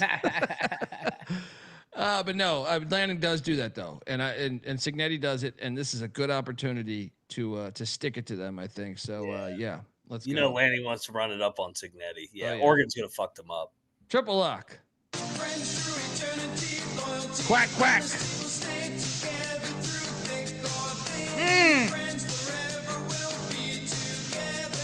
That's a JT Realmuto home run. Lock that up. Ethan in the chat, Blue Jay fan. Yes, you're welcome.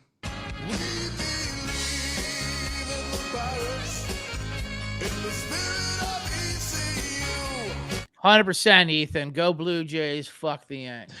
100. I mean, 100%. As an O's fan, I'm still mad at that little fucking brat stealing that goddamn. That was Eddie Murray. That was Eddie Murray's second time on the Orioles, late in his career, about to catch that ball, and that little piece of shit. Yes. And Major League Baseball just looked the other way, saying, "What fan? Yeah. What fan, Bet Detective? What murder? Peter. Next up, is that going to make? By the way, is this a Mac in the Box play potentially? Yeah, this might be a TMZ Mac in the Box. It probably will be. That's the only thing I don't like about it. That's a TMZ play, meaning everyone's going to have a pick on this game, pretty much. So, and in contests, especially this college contest, there's so many games to choose from. You can pick games that people don't have, but Oregon does seem like a lock. Yeah, agreed. Next up, But also, stop inducing action dealer. This could be Mac in the Box. Yes. Northwestern's catching 21.5 at Beaver Stadium. All right, I'm going in, guys. I'm laying 21.5 with Franklin. Northwestern just cruised to like a huge, 35-point win against ULM. They're feeling great about themselves. Franklin he will not live if they lose this game. I mean, you're telling me they're gonna let him out? He's already complaining. He's been complaining about the goddamn runway. He ain't getting out of State College. You lose this fucking game. This is a 31-3 final. Lay it, Bet Detective. What are you doing here? I'll say this: they haven't covered yet.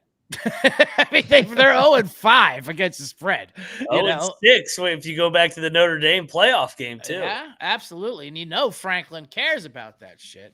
But you're definitely getting value because no one wants to back Penn State after this. But it's just absolutely revenge. I like the under in this game. That's for sure. Teams that look, 47.5. what is it? I mean, I think I'm with you that the under probably hits something at Penn State, like I said, 42-10, 42-3, something like that. But I would normally say they're deflated from that because teams that usually would lose as like 20-point favorites, 19.5 or more, they've gone 42-68 straight up the next week, 36% against the spread since 2012. However, this was such a shamed victory. I mean, loss. It's been in the press. Whatever. How do we buy out Franklin? Everything about it. They've heard nothing about it, especially there where that's the only thing that exists. So, Yeah, they're gonna tear it up. I can't believe the Phillies are fucking bunting again. But yeah, I'll lay it with 20. I'm not locking Penn State up though. I'm not doing it. But I will definitely take. Mac, what are you doing here, buddy? I mean, have we ever seen preseason number 1 go all the way down to unranked in 5 weeks?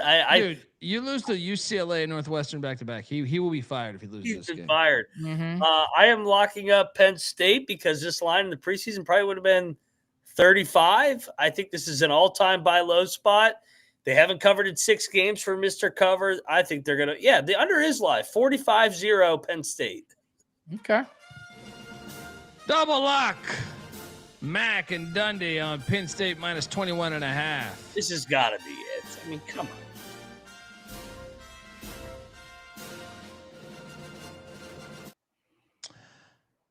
Next up, we got. How was that defensive coordinator fooled by Neuheiser's kid who had 2 days of preparation? That was what I want to know.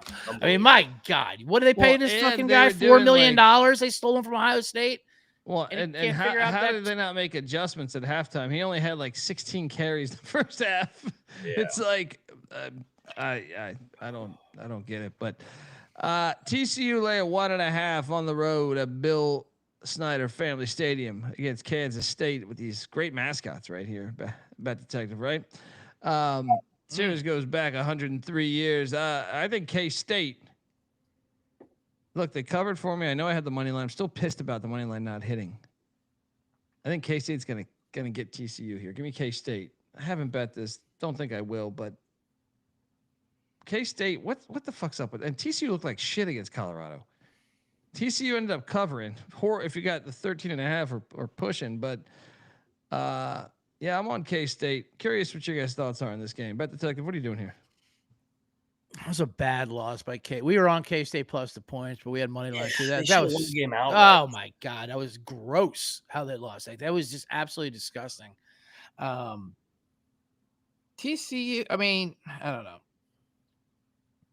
TCU only had a ball for 22 minutes last week, but they still had 444 yards. I think TCU is the better team. I think that was such a deflating loss for K-State there. They've battled back and another Schwarber. There you go. Come on now. 8-1, opening it up. Let's go. We can finally take Suarez. Maybe, and I'm not to jinx anything, even the Phillies bullpen can hold an 8-1 lead. Doubt it. Mac? Anyway, I like TCU. I'm gonna bet K-State. This has been a home team series. I actually think K-State's played pretty well out of the bye week. They were a touchdown dog at Baylor. They should have won the game outright. They can't throw that pick six though. That Avery Johnson, that pass when you're up that many points in the fourth quarter. Agreed. He's not good on the road. That dumb of a fucking pass. But Avery Johnson's good in Manhattan. I actually trust Avery Johnson and Kleiman in Manhattan in front of that crowd. And I think TCU's a little bit counterfeit, man.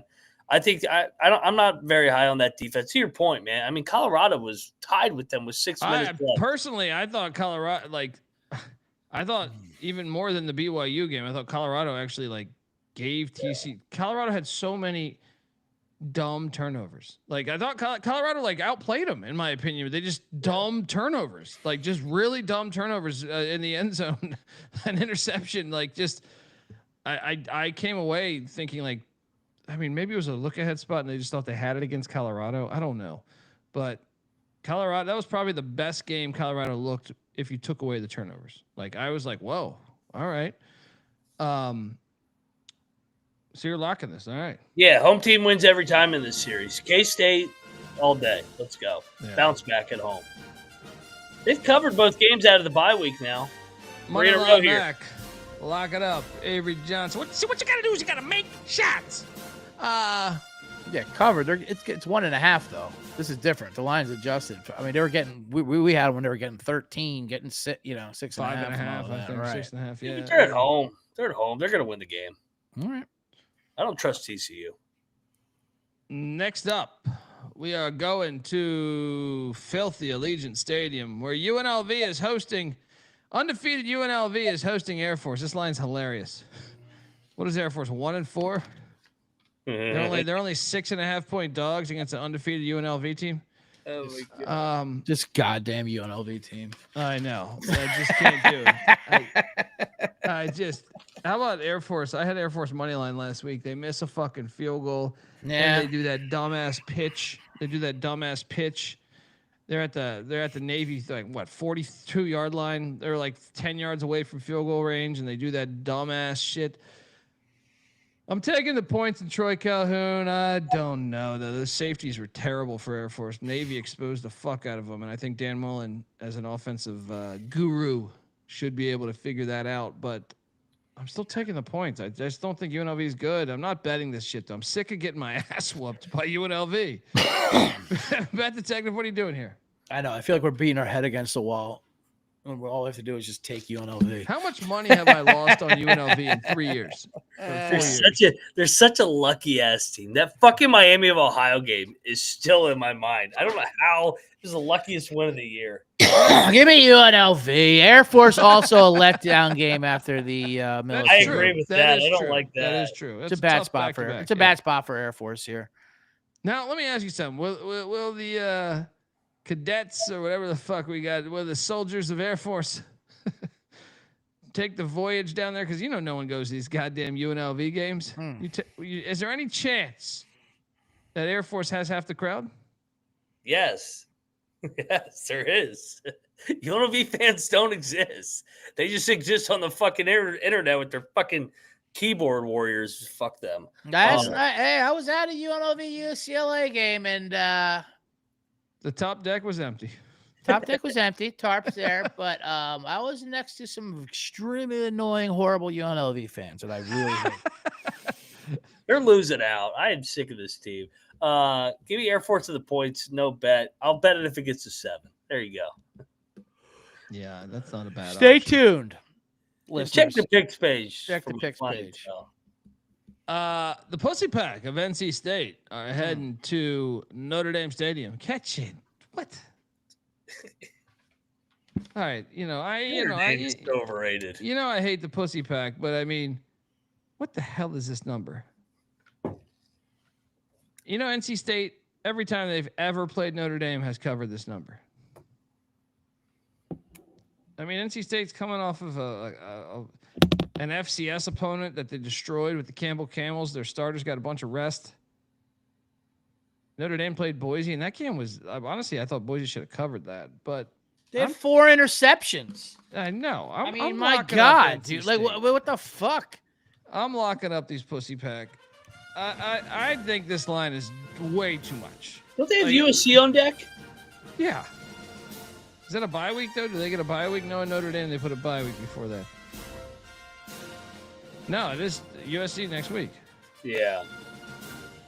This is way too many fucking points. Yeah, and tell you what, I know Notre Dame's playing well, but their offensive efficiency hasn't been the best since in a couple of weeks. They're not as explosive either. To be covering a huge number like this, and NC State is a capable team. They beat Virginia. Yeah, they're getting healthy. CJ Bailey's mobile. That'll do some damage.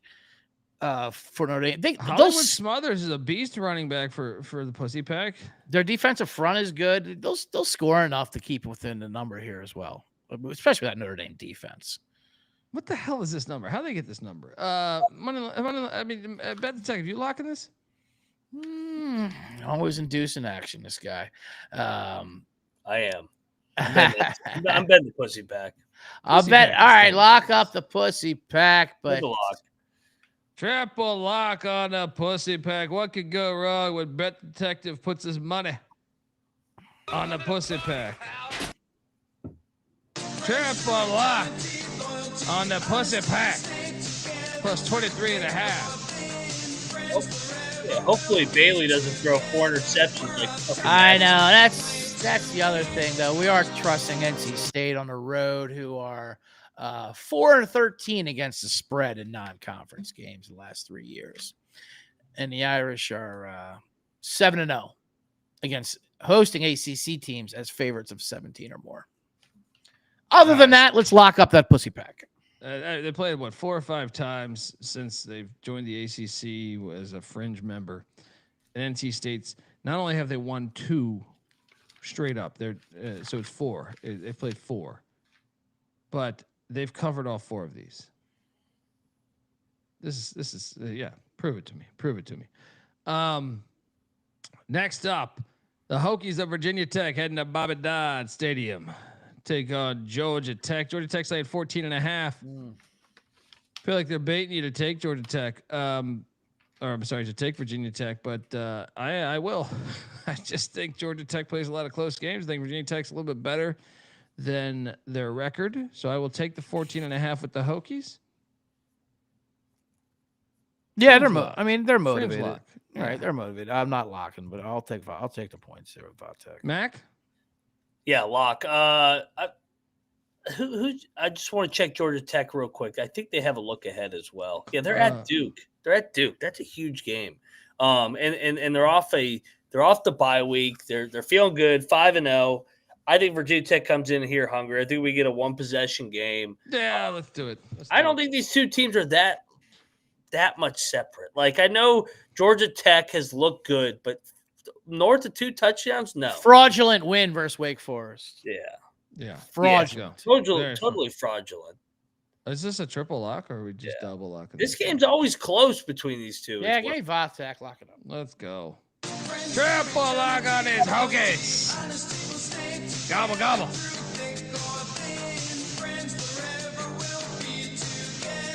I'm still upset about that non-offsides call on that for Wake Forest. Yeah, I am. That was absolute insanity. What was the last time Georgia Tech laid 14.5 in a conference game? I know, right? I mean, good God. This the is Hokies. 90 with Bobby Ross. Yeah. I mean, everybody called us dumbasses for betting Wake plus 17.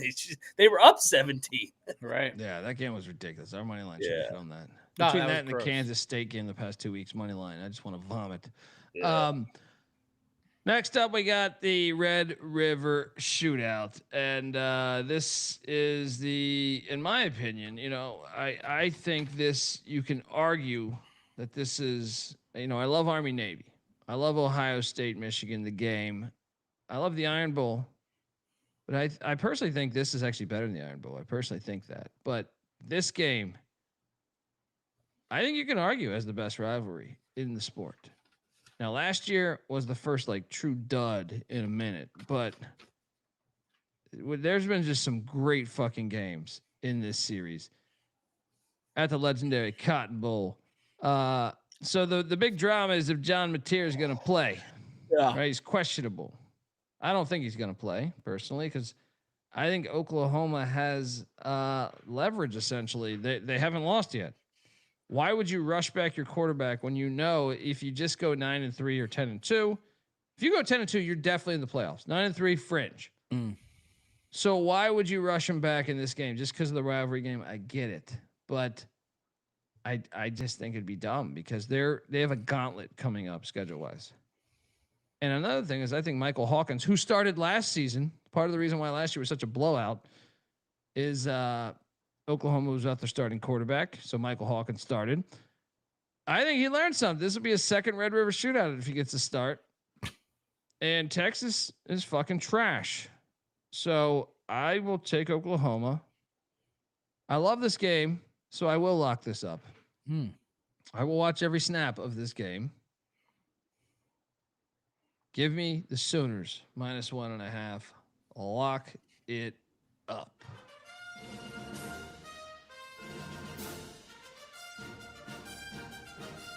That detective, what are you doing here? I understand Oklahoma's defense is great. I understand Texas is The probably Texas not offensive line. probably not good. Yeah, but Texas defense is good. Yes. Mateer better not play for his sake. Why would you play him? Can we talk about that for They a second? shouldn't play him. No. Why would you play him? I know it's a rivalry game, but you play next year. Right. All right. You can't play him. That said, I don't like Michael Hawkins. I never did. I didn't like him as a recruit. I didn't like him as You didn't like Hershey Hawkins either. I love Hersey Hawkins. Dawkins and Hawkins was the Doc Hawk. Combo. Mahorn thump and bump. Barkley and Mahorn. Jaminski in the center. Oh, I loved they had Burkowski one year too, didn't they? Yeah, absolutely. So what's this at? 1.5. Texas is now getting 1.5. I'm actually going to take Texas here. I know. What time is this game? This is just normally they the change drama it? here. The drama here is these filthy TV execs. Yeah. Push this from noon to 3:30. This will be a drunken. There will be a lot of fights tomorrow. Yeah. Because that was the benefit of doing it at noon before. You're like, well, we do this so these fan bases don't get too loaded. Right. It's only a matter of time where they put this as a night game. But the state fair is going on. This is that's part of the. I know reason that's why part of it. this is drunken debauchery. Can they not call this a shootout anymore too? Yeah, because someone they made a connection of I believe it was in Oklahoma City. A Texas fan and an Oklahoma fan got in a bar fight, and a Texas or an Oklahoma fan, I believe, stabbed the Texas fan. Was he was he a grease truck? Was he a grease truck delivery driver or something? Or but yeah, so that's why they took it away, which is ridiculous to make that connection. Yeah, what they do is they shoot people. It's Texas, Oklahoma. Yeah, I mean ridiculous. That's why they're blaming fucking. Remember when Columbine happened? They're like the Matrix is the reason why. Reservoir Dogs and the Matrix are the reason why. Are you locking this bet, Detective? I mean, it's hard to get behind Texas. You know what? I really think Hawkins is a problem for them. I'll give you lock me up Texas here. We're doing battle. Mac, what are you doing here? I love to create the narrative and then get in the foxhole on the other side later in the week. Sarkisian sucks ass. Arch sucks ass. Hook 'em. Texas wins outright. Yes, sir. I think that defense is going to play their ass off. I think they're going to get after Hawkins, Mateer, whoever plays quarterback. I got a low-scoring ass game. Yep. Texas defense wins them a game. Arch finally makes a play or two. Yeah, that's how Texas wins. They ain't going to win a shootout. So, yeah, give me them horns, baby. Hook them. If I know Hawkins threw 24 passes for 3 touchdowns last week, but if I am Brent Venables, he will not throw more than 10 passes this game. No, it's going to be a low-scoring, ugly ass. Oklahoma's D-line is going to destroy Texas's offensive line. Be super conservative. Honestly, they should just run the fucking wishbone.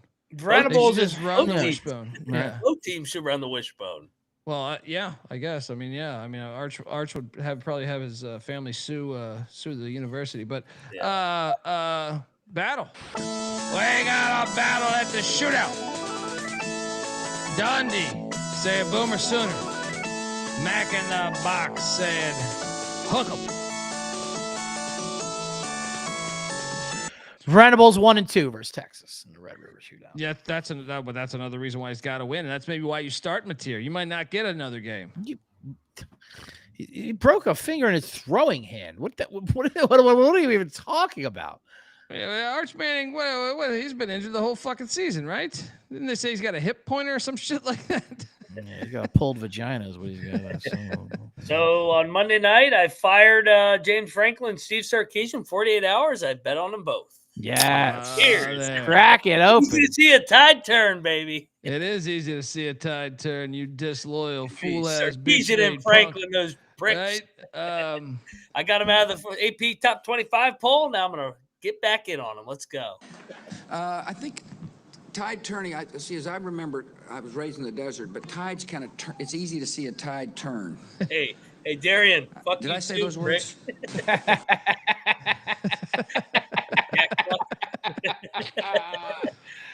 Pull up an FCS game. I'm getting a drink. Yeah. You're looking live. Yeah. Looking live at Mercer, Pennsylvania. I got something. We still don't have these lines on these 3 Ivy League games happening. There you go. Friday. Pull up the Ivy Leagues. Pull up the Friday afternoon hoop games. Yeah, we got it all. I got shit loaded up. I'll get a drink. Go get a drink, buddy. He like turns off his camera. I know. I mean, taking a shit. But look, we do this Friday night have a nice one here with the likes of Mac. Right now, can you check to see if the line, because I checked right before we went live, did not have those But you got Friday night, you got Mercer at Princeton on ESPN. Don't look at that Bama line because that should have deleted that. But if that line is out there, I would. Let me check tally. I would love to bet on this. Also, we also have, what else do we have besides that? We have, let me see if I can figure this out. Darian's a Pussycat fan of the old Pitt Panthers. Well, how'd that brawl go for you this year, pal? City. We're gonna look at this one too. You got to kill some time while the bet detective takes his shit. You don't see lines on any of these, do you? Still, anyone? Chat, help me out a little bit here. I don't see him either. Damn it! Why are they so late on it? It's got to be the MLB shit. Yeah. Bryant Brown's not out. Maris Penn's not out. Cornell Harvard's not out. Oh, we got 3 FCS games Friday. Stay tuned. We'll have that probably covered on the FCS show tomorrow night. Hopefully, if those lines will be out, we can talk about those. We also got Sunbelt basketball tomorrow night. That's a good league. Sunbelt basketball? Yeah, preview before FCS. Preview. Okay. Before FCS. Got me. I went over my head for a second. I was like, Sunbelt football tomorrow night with Southern Miss and Georgia Southern. What the fuck are you talking about? Is there a tournament for some special calls or some shit? What the fuck's going on? All right. While he's taking a squeege, we will say Old Dominion is heading to Huntington, West Virginia to take on Marshall. Old Dominion, look, I'm very high on this Monarch team, but I almost think this is a sneaky spot. Isn't JMU on deck? The Royal Rivalry? It is Old Dominion schedule. Yes. Yeah, this is Marshall's spot. Yeah. I think Marshall plus 14.5. I'm not going to lock it because I think Marshall's fucking terrible, but I do think give me the 14.5. You? They're not as bad as we thought they could be, though. I'll give Little Brother some credit here. Gibby's got them chippy at least a little bit. I mean, at home they lost to Missouri State on a 1-point game in their home opener, but then they beat the shit out of EKU, and then they went to Middle and beat the shit out of them. EKU win's the only impressive one. Middle Tennessee sucks, but I mean they got the EKU wins actually. EKU probably beat Middle. They are off a bye, by the way. First year head coach off a bye. But I'll take the points. I think Marshall's aside, but I like the SODU team with Ricky Ronnie. I do too. Colton Joseph's a baller. Yeah. All right. Next up, as Bet Detective still, Nebraska is heading to College Park, Maryland, laying 6.5. Lay it. No lock. I hate these fucking games. Was that a Dream Crusher game last week? Well, it's just Maryland in the Big Ten. Yeah. I mean, it was impressive they beat Wisconsin, but how many Big Ten wins does Maryland have in the past fucking 5 years? Like 4? Yeah. I'll lock up the road favorite here. Well, I'm not going to lock it, but I'm blindly going against Maryland the whole Big Ten because that's been a nice system over the years. I'll continue to ride it. Moneyline Max saying GBR. Go Big Red. There he is. Yeah, I'm here. Bet Detective, Nebraska, Maryland, great game, great history. Yeah, I hope both lose. Yeah.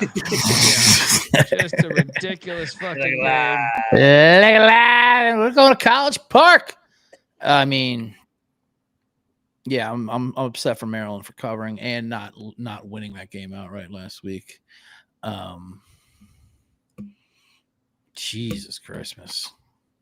I think Nebraska gets it done, actually. I did too. You locking it? No. Iowa State. What is this line, guys? Someone make this make sense. So Iowa State's laying 2.5 in Boulder, Folsom Field, but Dion just had surgery. What, today or yesterday? Yeah. It was yesterday. What is this line though? I feel like this. Well, Iowa State's super banged up. They're really banged up. I don't give a shit. Their whole defense is out. Their kicker's out. I mean, Colorado's coach might be out. Yeah. So it comes down to That's a good thing. Get him. it means they might actually take their timeouts. Right. They'll call some timeouts and know some game management. Yeah. No, the this line is telling you to take buffs, so I'll take the buffs, but pretty surprised. I don't know that I see Rocco Beck in this Iowa State team that I just think does have a lot of character, losing 2 in a row.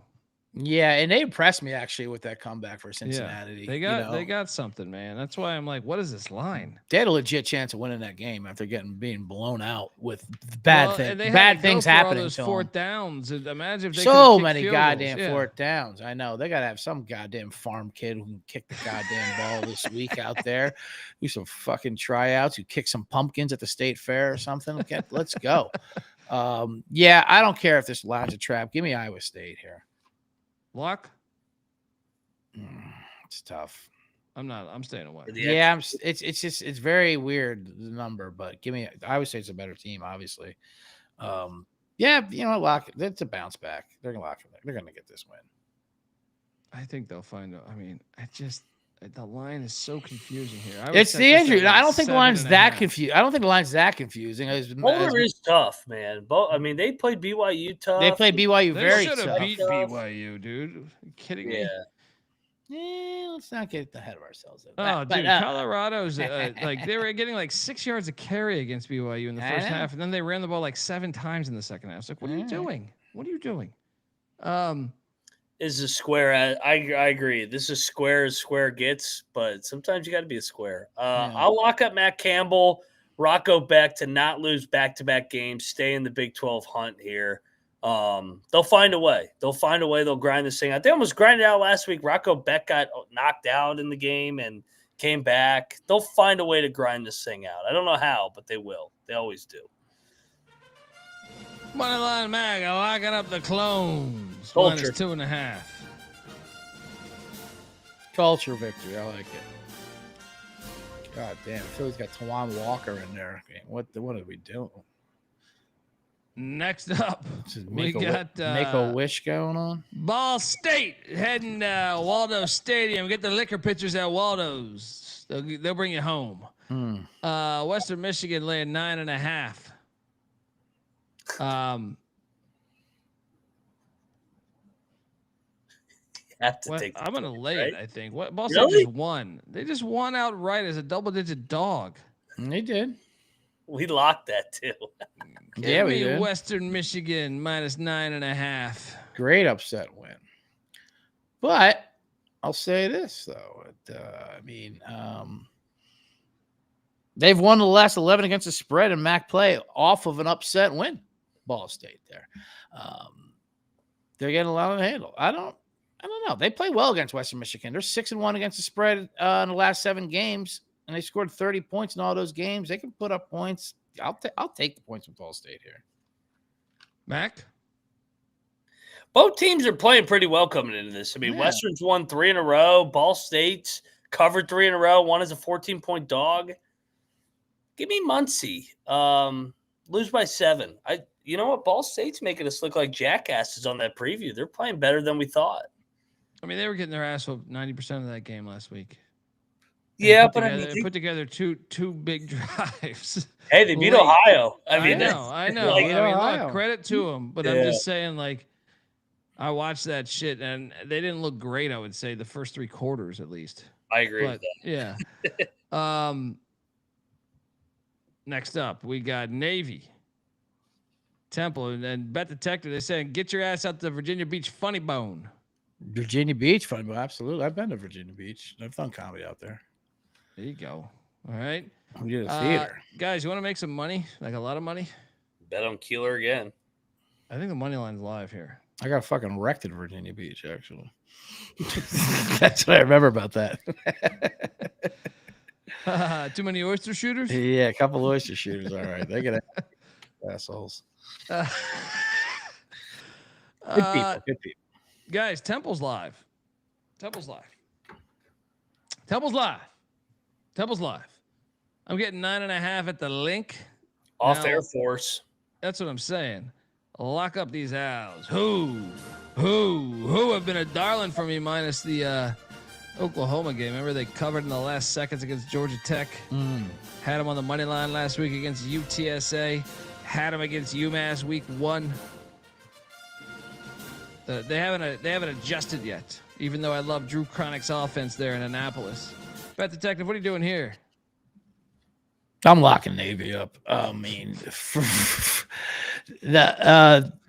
going to be a Navy crowd, first of all. It's going to be packed for fucking Navy in Philadelphia, Pennsylvania, where they try to take away the Army-Navy game and put them in a goddamn fucking Maryland game. I mean, ridiculous. Should be in Philly every single year. At Franklin, though. Yeah, absolutely. At Franklin. Old JFK Stadium, too. The old place. Yeah, I know they just played Air Force, so it's a letdown spot. But they're 31-8 against the spread in conference games off of a home win. They're 16-8 against the spread off of any win. Navy. I mean, these are the teams that they're locked in every single week here. They don't have letdown spots like this. They're gonna. This line was a little higher than I thought it was gonna be. They should clear it out. Yeah, get Tawan Walker the fuck out of the game. Navy will lock me up, Navy. Navy wins this by 14 or 17. Wow. You're just off on Temple, buddy. Mac, what are you doing here? Yeah, I'm locking Temple. I think they're the more battle-tested team, in my opinion. They beat UTSA at home. That was a contender in this league. I think that they lose by one possession. Navy gets out of there alive. Give me Temple, though, the points lock. I'm with you. We got a battle in Philly at the link. Bet Detective saying, sink 'em. Mac, Dundee on these Owls. Who will win this fucking game? Next up. Oh, boy. I know where you're going here. Get up, Spots. Disloyal, fool-ass, bitch-made punk. The only thing on my mind, Gene, was pussy. He is back. This is the world correcting itself. The world's been chaos really over the past 13 years since they removed Road Rash Face, a.k.a. Bobby Petrino, from the head coaching position of Arkansas. Just the world was chaos. The world didn't make sense. I blame COVID on this firing, actually. I blame a lot of things. The divide between the country, politically, I think can be tied back to Arkansas firing a guy for having a good time on his motorcycle. Can't blame him. He's home. And guess what? He's heading to Neyland Stadium, a place he's been before and won big games.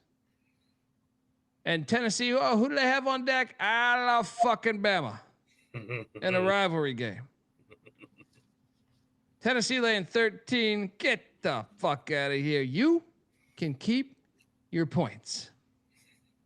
Arkansas, money line. You're looking live at Road Rash Face. Getting that signature win that takes the Razorbacks. The fan base is going to be going crazy after this. Remember when they hired him as OC, he went to a basketball game and got a standing O. The good people of Arkansas, they want Road Rash Face to be their head coach. Smash play. Bet Detective, what are you doing here? Yeah, I don't think the talent is that much of a difference between actually. Arkansas beat them last year with Road Rash Face as the OC. It is a revenge spot. +3 outright. It is a revenge spot. And Tennessee does take care of mid teams, but Road Rash Face, he's a terrible human being. Like I said, the motorcycle thing was like the 6th worst thing he's done as far as coaching. It's insane if they're going to think about bringing him back. That being said, off the bye, Taylor Green talent. I like it. They'll be locked in there. So this is way too many points here. I think this is a 1-score game, no matter what. I'll lock up Arkansas, but I do not like Bobby Petrino. Well, please. I mean, he's a great coach, but I mean, it doesn't get slimier than him. He was born for the SEC. Look, Big Bird in the chat. Arkansas has no defense, Colby. Well, that is true, but he fired all of their defensive coaches. So if anything, much like UCLA, I think, Penn State, UCLA, Penn State was saying, well, we had no idea they were going to do this. You don't know what Arkansas is going to do defensively after they got rid of Travis Williams in that team. But also lost in all of this is Arkansas is a top 20 passing team. And that was with Sam Polport Pittman, who probably liked to run the ball a little bit more. Now Petrino, I think that's going to it's going to improve past 17th. But Tennessee is also 103rd in pass defense. Yeah. So I'd say the Tennessee defense ain't setting the world on fire either. Mac, what are you doing here? I love Arkansas. I think Arkansas is going to win the game outright. Yes. I mean, they almost went to Ole Miss and won already this year. They had the ball inside the 30 and they fucking fumble on a wide receiver screen. Yeah. And then the Memphis game, they just collapsed. He fired the defensive coordinator because they almost got in a fist fight in the preseason camp, which is great. And I'm taking Petrino back at school, baby. Let's go. He's going back to school. Everybody's going back to school. Give me Bobby Petrino outright over these balls. Let's go. It's just time to get the job back. Let's go, Bobby P. Triple lock. Woo! Big sweat. Woo! Big sweat.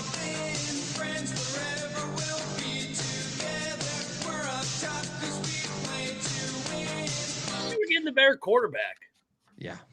Yeah, agreed. Next up, shout out to Ben, who's celebrating Missouri State and Liberty parlay that we gave out on this very show. The Trent Dilfer, he's still employed. Still employed. UAB heading to Boca Raton to take on FAU. FAU is laying 4.5. Why is this line so short, guys? FAU looked good last week against Rice. I was impressed. I watched that whole game. What am I missing here? What am I missing here? This is a stinky ass number. I would set this at like 10. Yeah. I'm taking FAU. No bet. Because this got a little odor to it. Bet detective, what are you doing here? Smells so terrible. I love it. I'm locking up the Dilfers here. Yeah. I think this money line's live. I think a dog that can score is all I want. FAU's been a disappointment. I know they beat Rice last week, but that's even better for them because following a straight up win, they are 5-17 against the spread. Following a straight up win there. They've only hit 30 points once. And I know UAB is going to score 35. So they're going to have to, I don't know. Who's that quarterback? Carden Valimp or whatever his name is. Veltkamp from Western Kentucky. Abner saying happy belated birthday to you, buddy.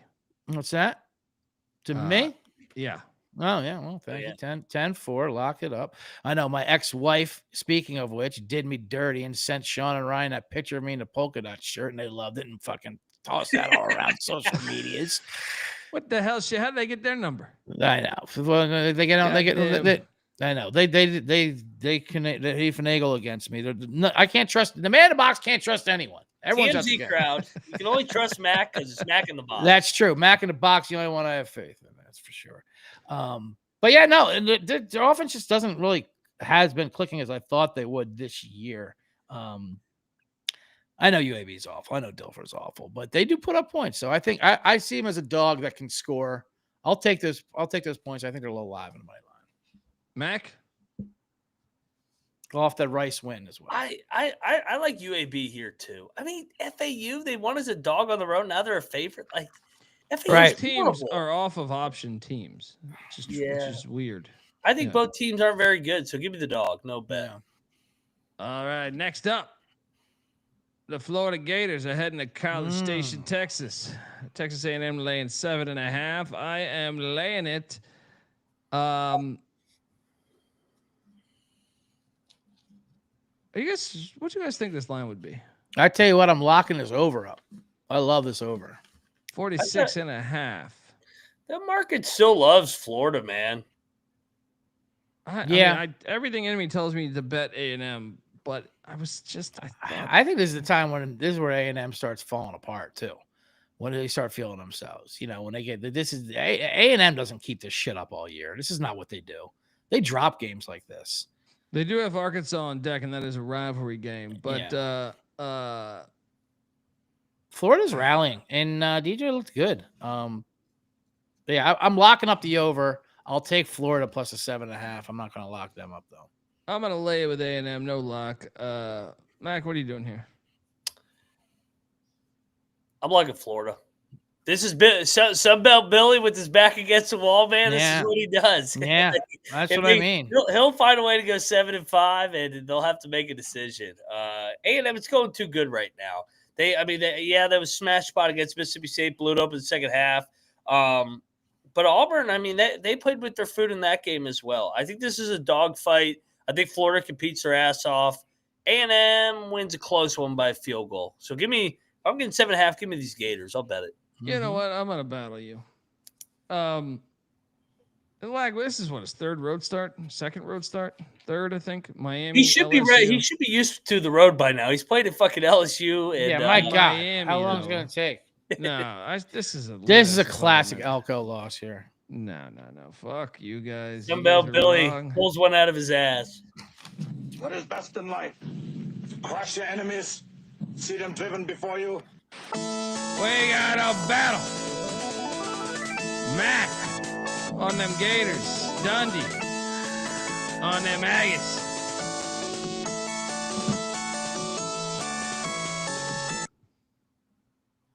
All right. Next up, we got Iowa heading to Wisconsin. Yes, it goes back to 1894. Iowa laying 3.5.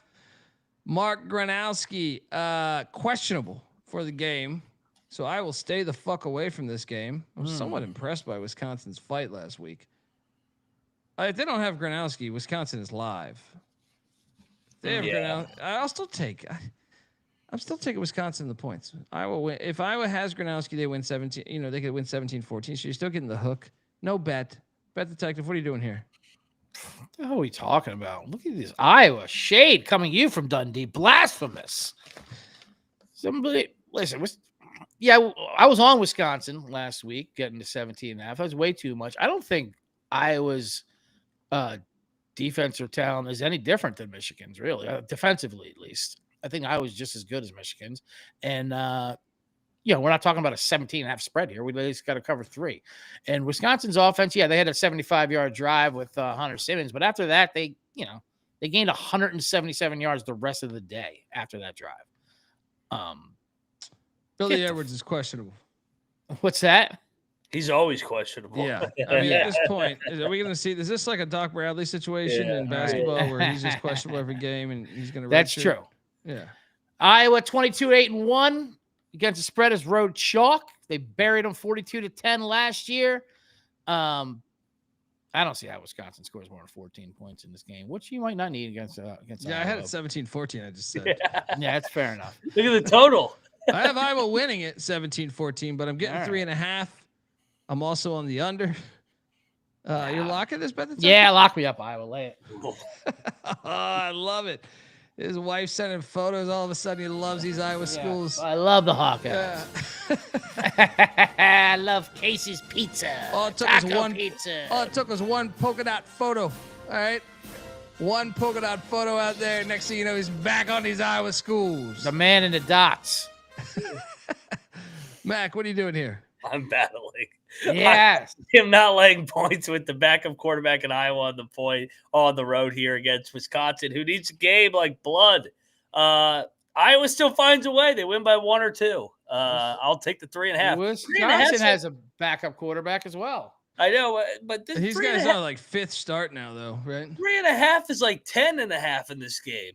Yeah, I see that. These Badgers, go Iowa. We got a battle.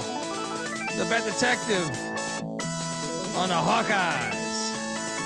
One of them Max saying on Wisconsin. 12-10. Taking Fickle over Ferenz. All right. I think Iowa wins. Yeah, Fickle over Ferenz might be a mistake there. But next up, this is dangerous here. San Jose State. Oh God. Head to Laradice. Hey, take on Wyoming. Future's still alive, everybody. Future is very much alive. Very much alive. 1-0 in conference. Series goes back to 59. Eesh. 1-0 in conference. That's right. Right. Make it 2-0. Make it 2-0. Sparty 20. Wyoming 17. I will not lock this up. Bet Detective, what are you doing here? Oh, I'm taking Wyoming here. Wyoming at home at night. There was a hailstorm last week, for God's sakes. But that's why they should win against a dome team, right? I know. They're so bad, but so is San Jose State. Yeah, I think this is a pretty small number for Wyoming being a home dog, obviously. I mean, I'm not locking it up because they're Wyoming, but I don't care. I still believe in the Laramie Dust Bowls and the fucking bullshit that goes on up there in the weather. Yeah, give me Wyoming. Lock? No, I just said no. I'm trying Stop to pressure you. All right? I know you are. You got your one. It must be like 60 degrees. Hey, it's supposed to be like 60 degrees on Saturday. That's San Jose. Come on, man. Let's go. This is going to be a dogfight, though. I'll tell you that. I know. Yeah. No bet. Pray for San Jose here to find a way to keep that soft schedule going, baby. Wyoming voodoo isn't the same under Salvell. They never would have got 3 punts blocked under Craig Bull. Never. Yeah, dude. The worst is they had not only that. Every time Caden Anderson and Wyoming are about to score, go back to the Akron game. Even last week, they get in the goal line, they score, and then there's like a fucking holding penalty or illegal formation or illegal man downfield. And then the very next play is like an interception. And not only bad enough it's an interception, it'll be like one that's returned like 75 yards. It won't be a full touchdown, but it will get them in like scoring position. You're just like, God, what am I doing with this fucking team? Next up, ULM is at Coastal on that crazy ass teal turf. ULM laid 2.5 over under at 44.5. I'm on ULM to bounce back, but I will not bet this game. Bet Detective, what are you doing here? Let me check my notes here. Do you ever think you would see a line like this? Monroe favored at Coastal? Yeah, that should be a sign that you should hire Ed Orgeron. Yeah, all right. Like that's a or Beck Poggi right there. And look, you got to fire him for just being a dog at UL Monroe. If ULM wins this, they're going to be 4-2 dude. They're going to make a bowl this year, I think. Yeah, they have the potential to make a bowl. It's a huge game for that bowl, though. ULM. Yeah, those are your notes. That was I found it. I found my notes, and all I had was the number on it. ULM -3. Now it's a 2.5. So yeah, give me ULM. Mac. I'll take Coastal, but I am not betting this team. No, they got to win one game at home, right? They're fucking horrible, though. Yeah. Damani, yeah. I mean, that's the best. The Rice Owls, who are heading to that Alamo Dome to take on these Roadrunners of UTSA. Meep. UTSA's laying 11.5. I will lay the 11.5 with UTSA, but no lock because UTSA has looked like shit, and they were my preseason pick to make the playoffs. They've been terrible. Yeah. I'm laying it here, though. I think this is a good spot for them to wake up. It's the classic Houston, San Antonio dream shake. Remember when Olajuwon embarrassed David Robinson? I'll hop in on UTSA here. I'm gonna lay it and lock it. I think they're way more talented. I think Rice is hitting a little bit of a wall here. I think they've overperformed early in the year, well coached, but I think with some film on them now, I think UTSA in that dome, I think they open it up here. Bet Detective? No, give me Rice here. Off the loss. They just have a style that's hard to blow out. You know what I mean? To lay up 2 touchdowns like that. And UTSA, I mean, with a 1-point win over Colorado State that they had, a 6-point fucking loss to Temple the last 2 games. Yeah, give me Rice bounce back. I'm not locking it, but they're not easy to win by margin on. Moneyline Mac locking up the Roadrunners minus 11.5. Trailer better start winning some games if he wants another job. Shout out to Matt WVU, who says, Colby, you may be a Rice fan. I love Rice now. Look, moving forward, just give it some time. This is year 1, too. I'm telling you. That thing's going to even get more creative when he gets more of his roster of who he wants in there. Next up, Michigan is at USC. I do have a lock here. USC laying 2.5. I know Jim Harbaugh invited Michigan out on Monday, having a sleepover on the bunk beds with like he did with that goddamn kicker, right? Have fun with this one. All right. Bryce Underwood. He does look like he's going to be fucking awesome, but he ain't there yet. And I don't know if it's the receiving core or what, but he threw for 105 yards against Nebraska the last time he hit the road. Yeah. I'm locking up USC minus 2.5.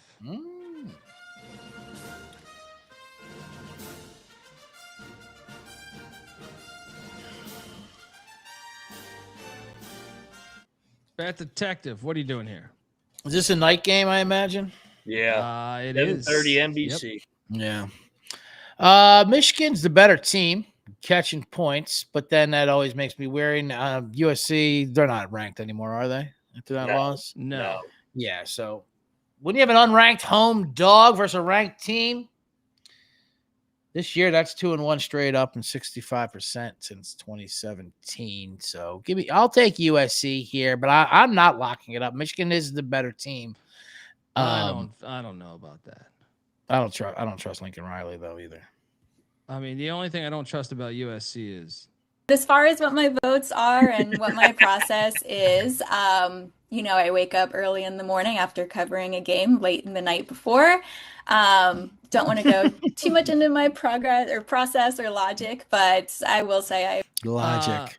Yeah. She is a USC beat writer. Remember that. Really? USC is off the bye. I'll give him that. But if Harbaugh's on the sidelines, help it Sharon Moore. Why he can go out there, right? Can I invite him down there? Sure, right? This is college football. This is why it's great. There are no rules. What if you look at Harbaugh just coaching the team up? That'd be hilarious. Although they do have a road game at Miami, I think they are this week. Actually, I don't know that he's allowed on the sidelines because the NCAA thing, but I think in any other scenario, I think a coach could be chilling on the sideline there. Yeah. All right, give me USC. Mac, what are you doing here? This one's for you, Haley. You seem like a nice girl. You shouldn't have a fucking vote, but hey, fight on, baby. I'm all over USC. Off the bye, revenge. Remember that game last year when fucking USC just gave the game away at the Big House? When there was a gigantic hold on the guard for Michigan? Yeah, I do remember that. Yeah. And Michigan still can't really throw the ball. I know Underwood's a nicely touted recruit, but I don't trust this team. And Biff Poggi's not coaching him. Tron is. So yeah, give me USC. Fight on, baby. Off the bye. Get it done. Double lock on these Trojans. Fight on, Trojan men. Fight on. All right. Next up, we got Purdue heading to Minneapolis. This game makes you want to fall asleep, even though it's old school. Been playing it since 1894. Minnesota laying 7.5. Give me Boiler up plus 7.5. Man, Minnesota, I just don't think they're very good, but they'll probably still find a way to win because Fleck gets them somehow to win these games. But I'll take the 7.5 in the Boilermakers. No bet. Bet Detective, what are you doing here? Yeah, no, give me the points here. Absolutely. I think they're going to test them. I know they've lost 3 in a row, but they're all against good, really good teams. They've scored 25 points a game. I think Barry Odom's got them playing pretty well. Yeah, this is too many for this. This Minnesota team's not good to be laying this against Purdue. I think that I see this as a 1-score game. Head-to-head standpoint, the Underdogs are 7-4 straight up, 9-2 against the spread in the last. What is this for? Is this for a bronze bucket or a bronze shovel or some kind of agricultural equipment they make bronze? Yeah, this Everything's is like one, a right? fucking This the is bronze. what is this one? There is something for this one, I believe. Of course, it's all they always all these Big Ten games are for some bronze fucking agricultural equipment. Let's see what this one. It's not Paul Bunyan. What is this one? The Oaken Bucket or some shit, right? Yeah, bucket and axe. Yeah, it is the old Oak. No, that's Indiana. Which one is this? Right? Isn't this is something? Purdue, Minnesota trophy. Well, Purdue is engineer schools. Maybe they don't participate in the trophies, but I'm sure they do. I thought this was something. Golden shovel, some shit like some that. Gotta be something. I thought it Golden was something. hoe or whatever. Yeah, some yeah. fucking golden cow udders or some shit. Yeah, golden Either way, wheelbarrow. bronze, brown. Yeah, the wheelbarrow. I'll take yeah. the points. Mac, what are you doing here? And this is what happens when I try to be nice to everybody. Rob Donaldson trying to cancel me now in the chat. Damn it. And check out Rob Donaldson and me and hit Rob doing a DFS show every week. Tomorrow we will be recording at 1 o'clock Eastern. Check You that doing a out. college DFS? Yeah, buddy. Love it. Yeah. Give me Purdue Fringe Lock. Check the picks page. I cannot lay more than 7 with this Minnesota offense. Right. Yeah. And Purdue's not bad under Odom. Yeah. Next up, we got them dogs, the Deep South's oldest rivalry, going back to 1892. Georgia taking on Hugh Strip Club Freeze on the Plains. Georgia laying 3.5. The over/under at 46.5. I'm locking up these Auburn Tigers. You lose this, I think you can pack your bags or coach from another hospital bed or something. I don't think Georgia's that good. Now, I also think Auburn. Auburn at home is actually. I feel like their problems were on the road. This is just a make or break game for them. But Georgia looks human. They don't look like Georgia of old. I'm getting more than a field goal. I believe Auburn's got the better line of scrimmage in this game. Matt Detective, what are you doing here? I think they got the better defense too. Yeah, lock me up, Auburn here. I like them. I guess we'll go out right 3.5. I love the hook if we can get the 3.5 hook for sure. But with this defense and their run, I mean, yeah, this is not the same Georgia team. I've been trying to tell you this since the Tennessee game when you guys laughed in my face. You know, they got that sham win in overtime, but Tennessee with the easy cover. Yeah, give me Jackson Auburn. Give me Auburn. 3.5. Like you said, this is their season right here. This is what I mean, obviously, except for the Iron Bowl. It's a weird spot. Georgia coming off the Bama game. So, Deep South oldest rivalry. I was wondering, how is this? Yeah, it says it on there. Deep South. It says it on the goddamn slide. That's what I was reading. Yeah, Virginia and North Carolina is the South's oldest rivalry. They made a difference between Deep South and South. The Deep South, baby. There Deep is fried a difference, South too. right here. You go to Chapel Hill and you go to the Plains, there is a difference. Mac? Yeah, triple lock. Auburn, I will give Freeze credit. In his first 2 years, he covered both games against Georgia, and he should have won the game outright potentially 2 years ago against that loaded Georgia team. I think Auburn's better. If Georgia's losing home games, that's when you know they're vulnerable. So, yeah, War Eagle, Hugh Strip Club Freeze in a big game. Let's go. Triple lock on these Auburn Tigers. War Eagle.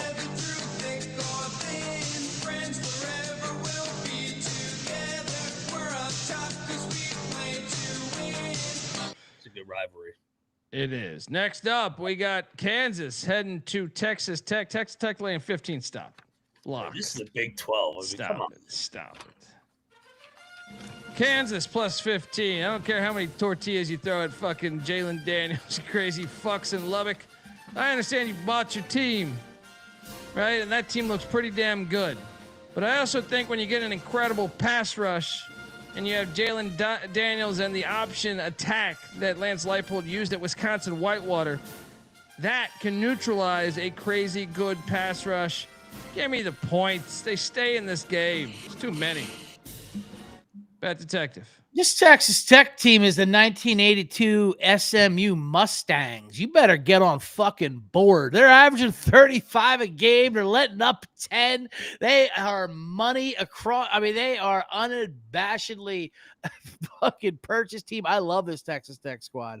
I'm going to lay it. I think they can't wait to flex their muscles on this. They're just, and listen, and that's a good coach too. And he's finally got talent to, work with him, and I think just talent wins outright. Like I have no problem laying. I think Kansas is the scariest draw for them, and mainly just because of the way this offense is. I think you like don't. I think Texas Tech will win this game, but I just think it's a very scary draw just because Leipold's option will neutralize the ends. If the way I see it, it will be he could do that, and then the scheme up the passing attack. You have to stay disciplined, and Texas Tech's talented. I don't know if they're disciplined, and I feel like he always schemes guys wide the fuck open, no matter who they play. That's the logic on me taking Kansas. I think Texas Tech probably still wins the game, but it's just too many points for me. They've covered every week. Yeah. And I like the backdoor here with Jalen Daniels. I think he could get us across the finish line. Texas Tech wins by 10. This is by far the best quarterback they've faced. Texas Tech's defense. I mean, Dampier maybe if he was actually healthy that game, but he wasn't. And then Wegman was horrible last week. So, yeah, give me a rock chalk. I'll lock it with you. Too many points. What they played, I think the last time McGuire played, they won by 3. Texas Tech did against Kansas. Yeah, so, I know it was a different team. Texas Tech went out and bought their team like CJ's point. But this is your national champions. I'm giving it out. They could still win 30 this to 1, game. right? Yeah. You could still get them at 30 to 1. They are your national champions.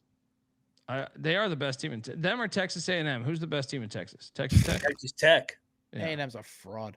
Texas. I love this Texas Tech fucking mercenaries. We got a battle. Are you betting it, Bet Detective? Yeah, I'm betting Texas Tech. Let's go. Lay the lumber. Mac, are you on this battle? Yeah, I'm on Kansas. Yeah. Best quarterback they've played. We got a battle. Dundee and Mac saying rock chalk. The Bet Detective. Texas Tech's shooting gonna them guns. They're gonna score every time they have the ball. We'll see. Kansas defense is terrible. They're not good. I'll tell you that. But they're definitely not good. But 38-24. Yeah. All right. Yeah, I can see that. Logi in the chat saying Tarleton State's the best team in Texas. Good point. I like They're that. balling Yeah. out. Next up, we got It ain't Clemson. Texas State after last week. I'll tell you that much. Clemson laid 13.5 at Chestnut Bill O'Brien's Boston. What the hell happened to Boston College? Oh my God. They're horrible. Series goes back 85 years. Stanford broke them. I'll lay it with Clemson. Bet Detective. I mean, you're right. BC's falling apart. Clemson's Dabo in the foxhole. This is what they do. They start piling wins up, and they start doing it with style points because they need to, because they were humiliated in all of September. Yeah, I'll lay it with Clemson. Mac? Clemson lock. No reason to overthink this. Style points matter this time of year for Dabo. Yep. He'll run it up. Money Mac locking up the Clemson Tigers. They'll win by 30. Next up, we got South Carolina. The Gamecocks heading to Baton Rouge. LSU laying 9.5. Did I read this correctly? That Garrett Nussmeier did not take any snaps during the bye week. It was all Van Buren, the Mississippi State transfer. That's kind of major news. Yeah. So what? Nussmeier, but he's not questionable? What the fuck's going on over here? This thing's weird at LSU this year. I'm laying it, but that's weird. Why? I mean, I guess you're just giving them the whole week off, and then. Yeah. I don't think South Carolina is very good, though. So I will take LSU minus 9.5 with that extra week of prep. Is it revenge from that bullshit game last year, though? I just don't think South Carolina can go to Tiger Stadium and win that fucking game. Or stay. I mean, maybe they can cover it, though. Because LSU's offenses look like shit lately. But, yeah, I'm staying away. If anything, I would take LSU. But, Bet Detective, what are you doing here? I'm locking up LSU here. This is a great spot for them. Like you said, off the bye at night in that fucking environment. They have a 20-game home winning streak. Wait, did they lose the last time we saw them? Was that the Ole Miss? Yeah, they lost to Ole Miss. I'll join you, Bet Detective. He's not going to lose 2 in a row. They're not losing 2 in a row. They have a 20-game home winning streak for unranked teams. Beamer, 2-8 on the road in the SEC under They have they're just not. Yeah, like you said, they're not good. They have the 5th worst rush tech in the country. They're averaging 2.9 a carry. They can't do anything with that. They're And, 127th out of 136, bottom 10 offense. Yeah, South Carolina. bottom 10, the 5th worst in average per carry. Yeah, and like we said, off the loss, LSU is 14-5 ATS in the last 19 SEC games off of a road loss. So lock me up, LSU. I'll jump in on that. Good points, buddy. Double lock on Go Tigers. Mac, do we have a battle? No, you guys. I was on the fence, but I think you guys swayed me. I kind of want to bet LSU in this spot. Off the bye, off the loss. I mean, they were right there to win that Ole Miss game, but I don't like that he didn't take any snaps. But South Carolina sucks, just like we thought they would preseason. What did Les Miles tell that woman that was bringing the women around for the recruits? He had like a woman employed. He said, "It's a small world when you've got unbelievable tits." No, but he told her. Honestly, if you looked into that, it's one of my favorite things. He tells the woman that works for him that he hired, and he goes, "Look, you brought these Monday morning women to these players." He's like, "I want the chicks with the big tits and the hot asses." The blondes, he says the blondes and the big tits and the hot asses. Oh, right? yeah. He's like, you brought these Monday morning women in here for these players, right? We need the big titty blondes. Oh, Les Miles. We got a triple lock. Yeah. Triple lock. Go Tigers.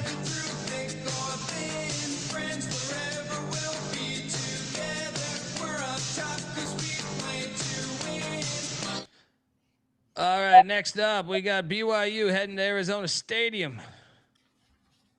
BYU laying 1.5. I do have a play here. I am betting the Arizona Wildcats to beat them outright.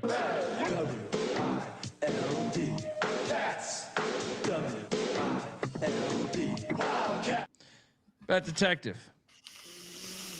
I know this is a out in the desert. Yeah, it's out in the desert, but I'd be shocked if this wasn't like 50-50 BYU fans out there. They love going to these games.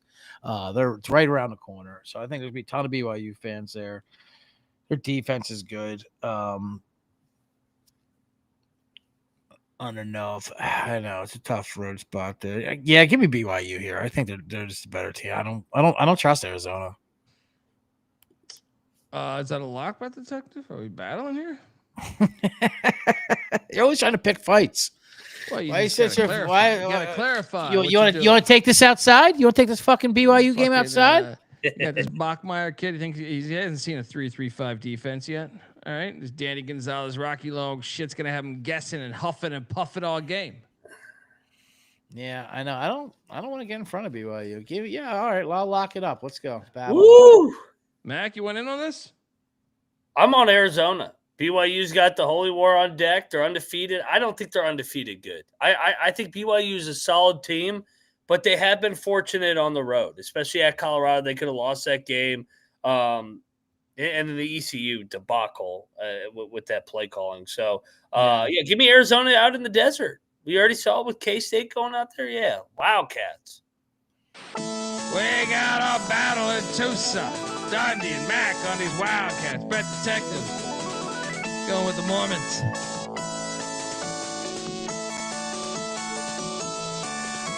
It's going to be lit, though. It's a night game, right? Here's your game. Let's keep this lock train going because Texas State got their season ruined potentially last week. Bounce back spot. Troy coming off the Battle of the Belt rivalry. Overtime win.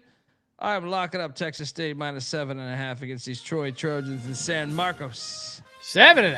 Where are you seeing that at? Am I wrong on this?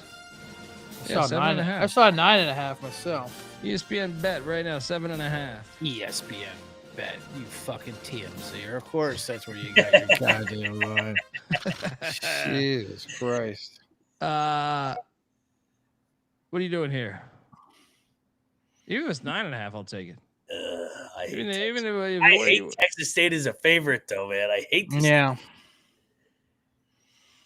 They've given up 30 points in their last 3 FBS opponents. This is too many points. Troy will keep this competitive. Give me the 9.5 with Troy. 21-6 against spread and road under since 21, 16-4 in Sun Belt play off of a straight up win. Whew. Yeah, I'm not laying a win with Texas State. Give me. It's personal. It's too emotional for him. Yeah, it is. It was personal after last week. But like I said, yeah, with their defense, I mean, they've given up a lot of points. So, and Troy's good enough to keep this within a touchdown. Texas State beat them 38-17 last year at Troy. Mm-hmm. There you go, revenge spot. Lay it, no bet. So I'm the only one betting this? Yeah, I'm out on this game. I bet like the last 17 games, I feel like. Yeah, right. New Mexico's on the Smurf turf in Boise. Boise's laying 16.5. I'll take the points. No bet. Bet, detective? I'll bet Boise, no bet. Or take Boise, no bet. Just lay it on there. It's like I almost Lou Holtz this. It's like what? I'll bet New Mexico here. Eck is great as a big dog. He coached that Idaho at the Vandals homecoming. Yeah, and Boise's off the body blow game against Notre Dame. Half that roster came from Idaho. Yeah, this is personal, man. Actually, I'll fucking join Give me you. these Lobos, man. This is too Give me that many. 16.5. Come howl with the Lobos. A little late night action on these Lobos. Let's go.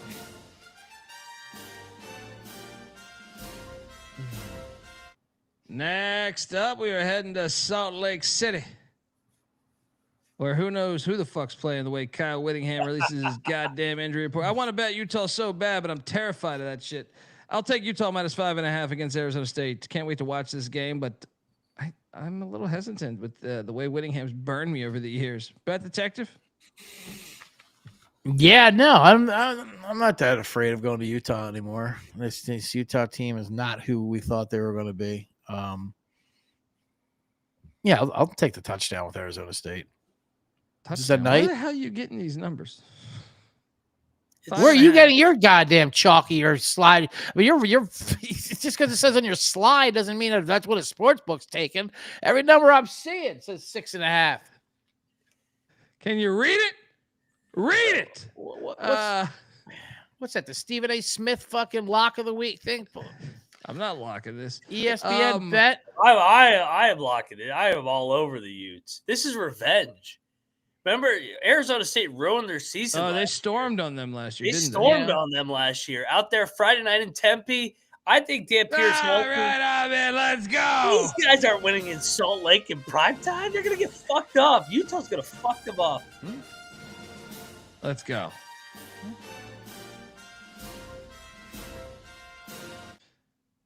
All right, just a few more left. San Diego State, the Aztecs are heading to Reno. I'm curious what Jeff Choate is going to do with the quarterback spot. There's rumors they're going to start the freshman, but I don't know that I've seen an official report. He played pretty well last week. Guys, I think Nevada's live to win this on the money line. They are so due, aren't they? I think. They are due. What's the temperature in fucking Reno on October 11th? I feel like this could be a little sneaky at night. 49. Oh, yeah. It's in the 40s. Oh, yeah. Oh, yeah. This is a money line play. Give me the Nevada Wolfpack. Parlay this with the Pussy Pack. We got a little pack parlay. And the Lobos. Goddamn, I'm a wolf man. Hey, by the way, it's going to be cold in Salt Lake City. And Kyle and Dillingham's already spraying water on the football. I saw that. That was hilarious. They're in their head. They're going to fuck those Tempe boys up. Yeah. Lock up Nevada. These warm boys don't want any. They don't want this cold stuff. Caesar's definitely locking up San Diego State. I see his smirk on his fucking face over there. No, I'm not laying 7.5 with San Diego State ever, anywhere. But I'll take Nevada. I'm not locking them up though. San Diego State was crazy impressive offensively, but yeah, for yeah, I took the over in that game, buddy. All right, final game on the slate: Utah State, Bronco Mendenhall.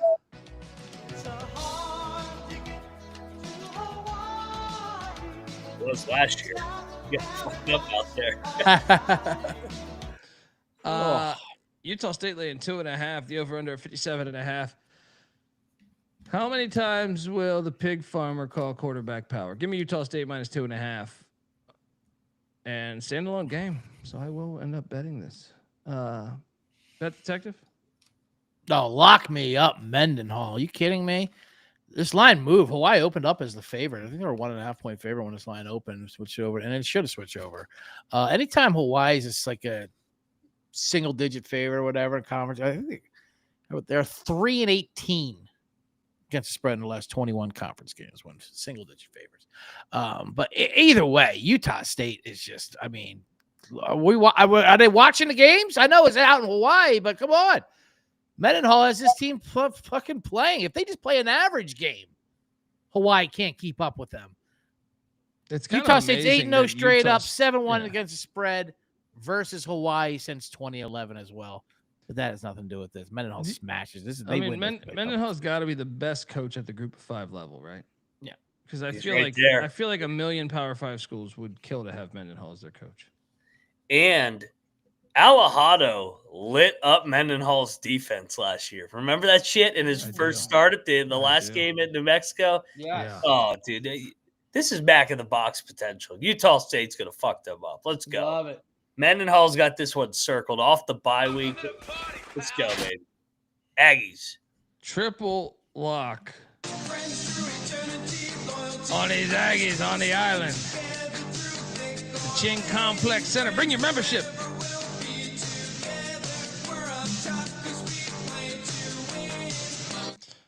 All right, that is our slate. Mac in the Box specials. Fire away. Mac in the Box special. 4-3 last week. Still a winning week. We are still in the top 100 in the contest, by the way. What are we now? 24-18? I believe, yeah. What were we? Were we 20-15, so 24-18. Okay. 24-18. We're in the hunt. We are in the hunt. Absolutely. Let's rack up a nice 6-1, 7-0. Let's start off with that Utah State since it's fresh in the memory. What do you say? I like it. And that gives us Hawaii at the end of the night. That's what I mean. Level 8, nice sweat. I will go with the Utes. I love the Utes in that spot. Revenge angle. Bad weather. They're gonna put it on them Tempe boys. Double Utahs. I like it. Yeah. All right. Let's take a look. Who else here?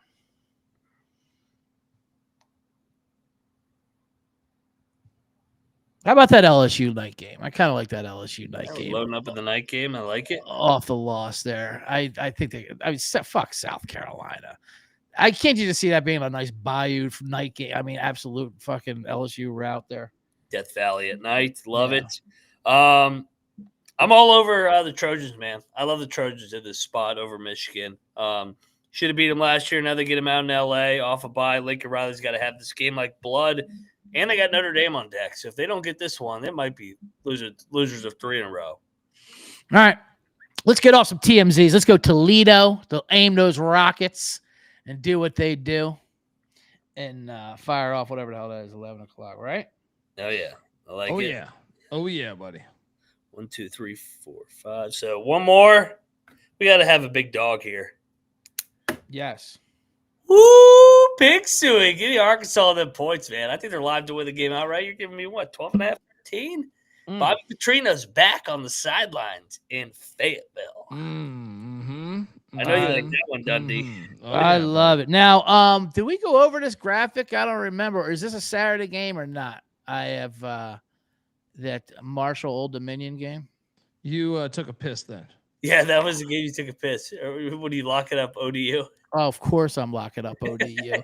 and I've proposed to throw it on the card there. Hey, it's fine with me. I love ODU.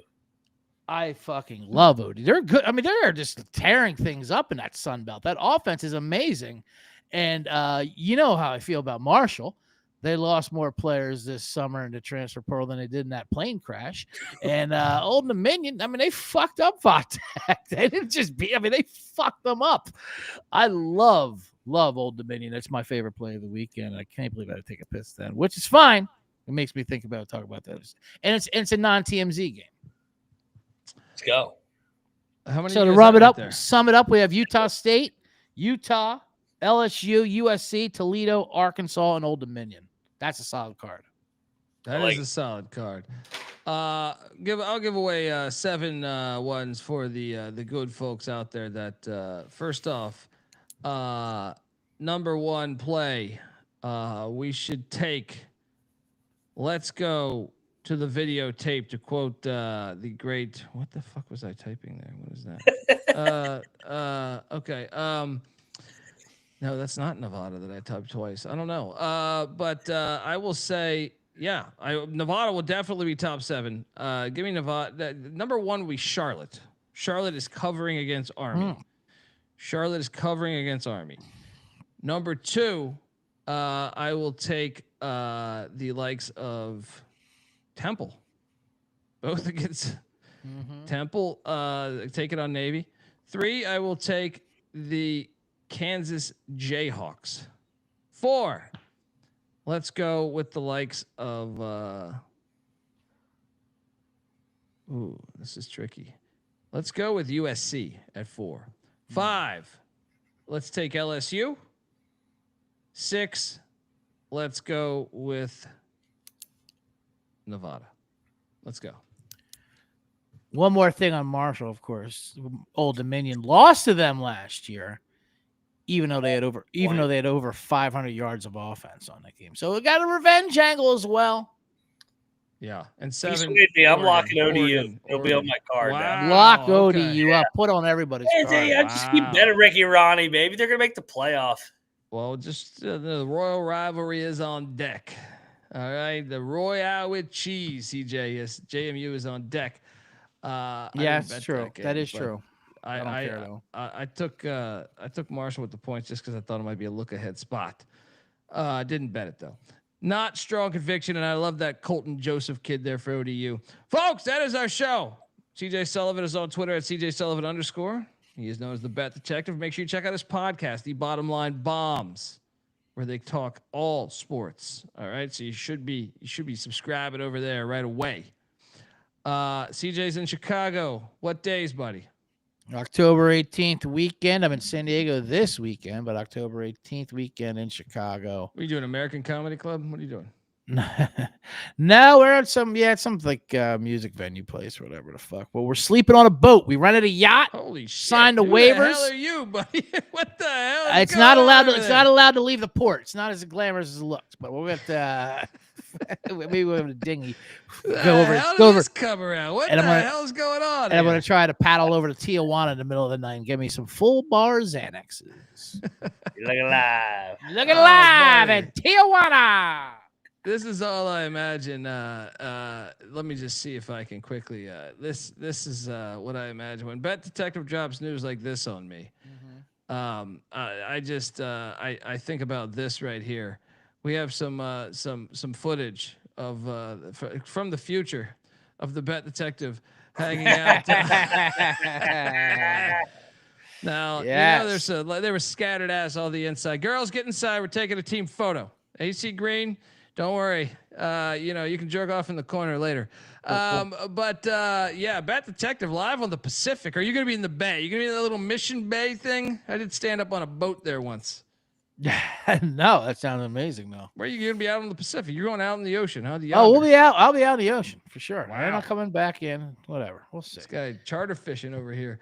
I don't know I don't even know what that means. I just like to say it. Moneyline Max on Twitter at Moneyline_Mac. Check out the college basketball episodes we're dropping left and right. I'm on Twitter at TheColbyD. The College Football Experience on Twitter at TCE on SGPN. YouTube.com/The College Experience. Hit that like and subscribe button. Till next time, folks. This is the College Football Experience. You better start thinking about yours. And we out of here.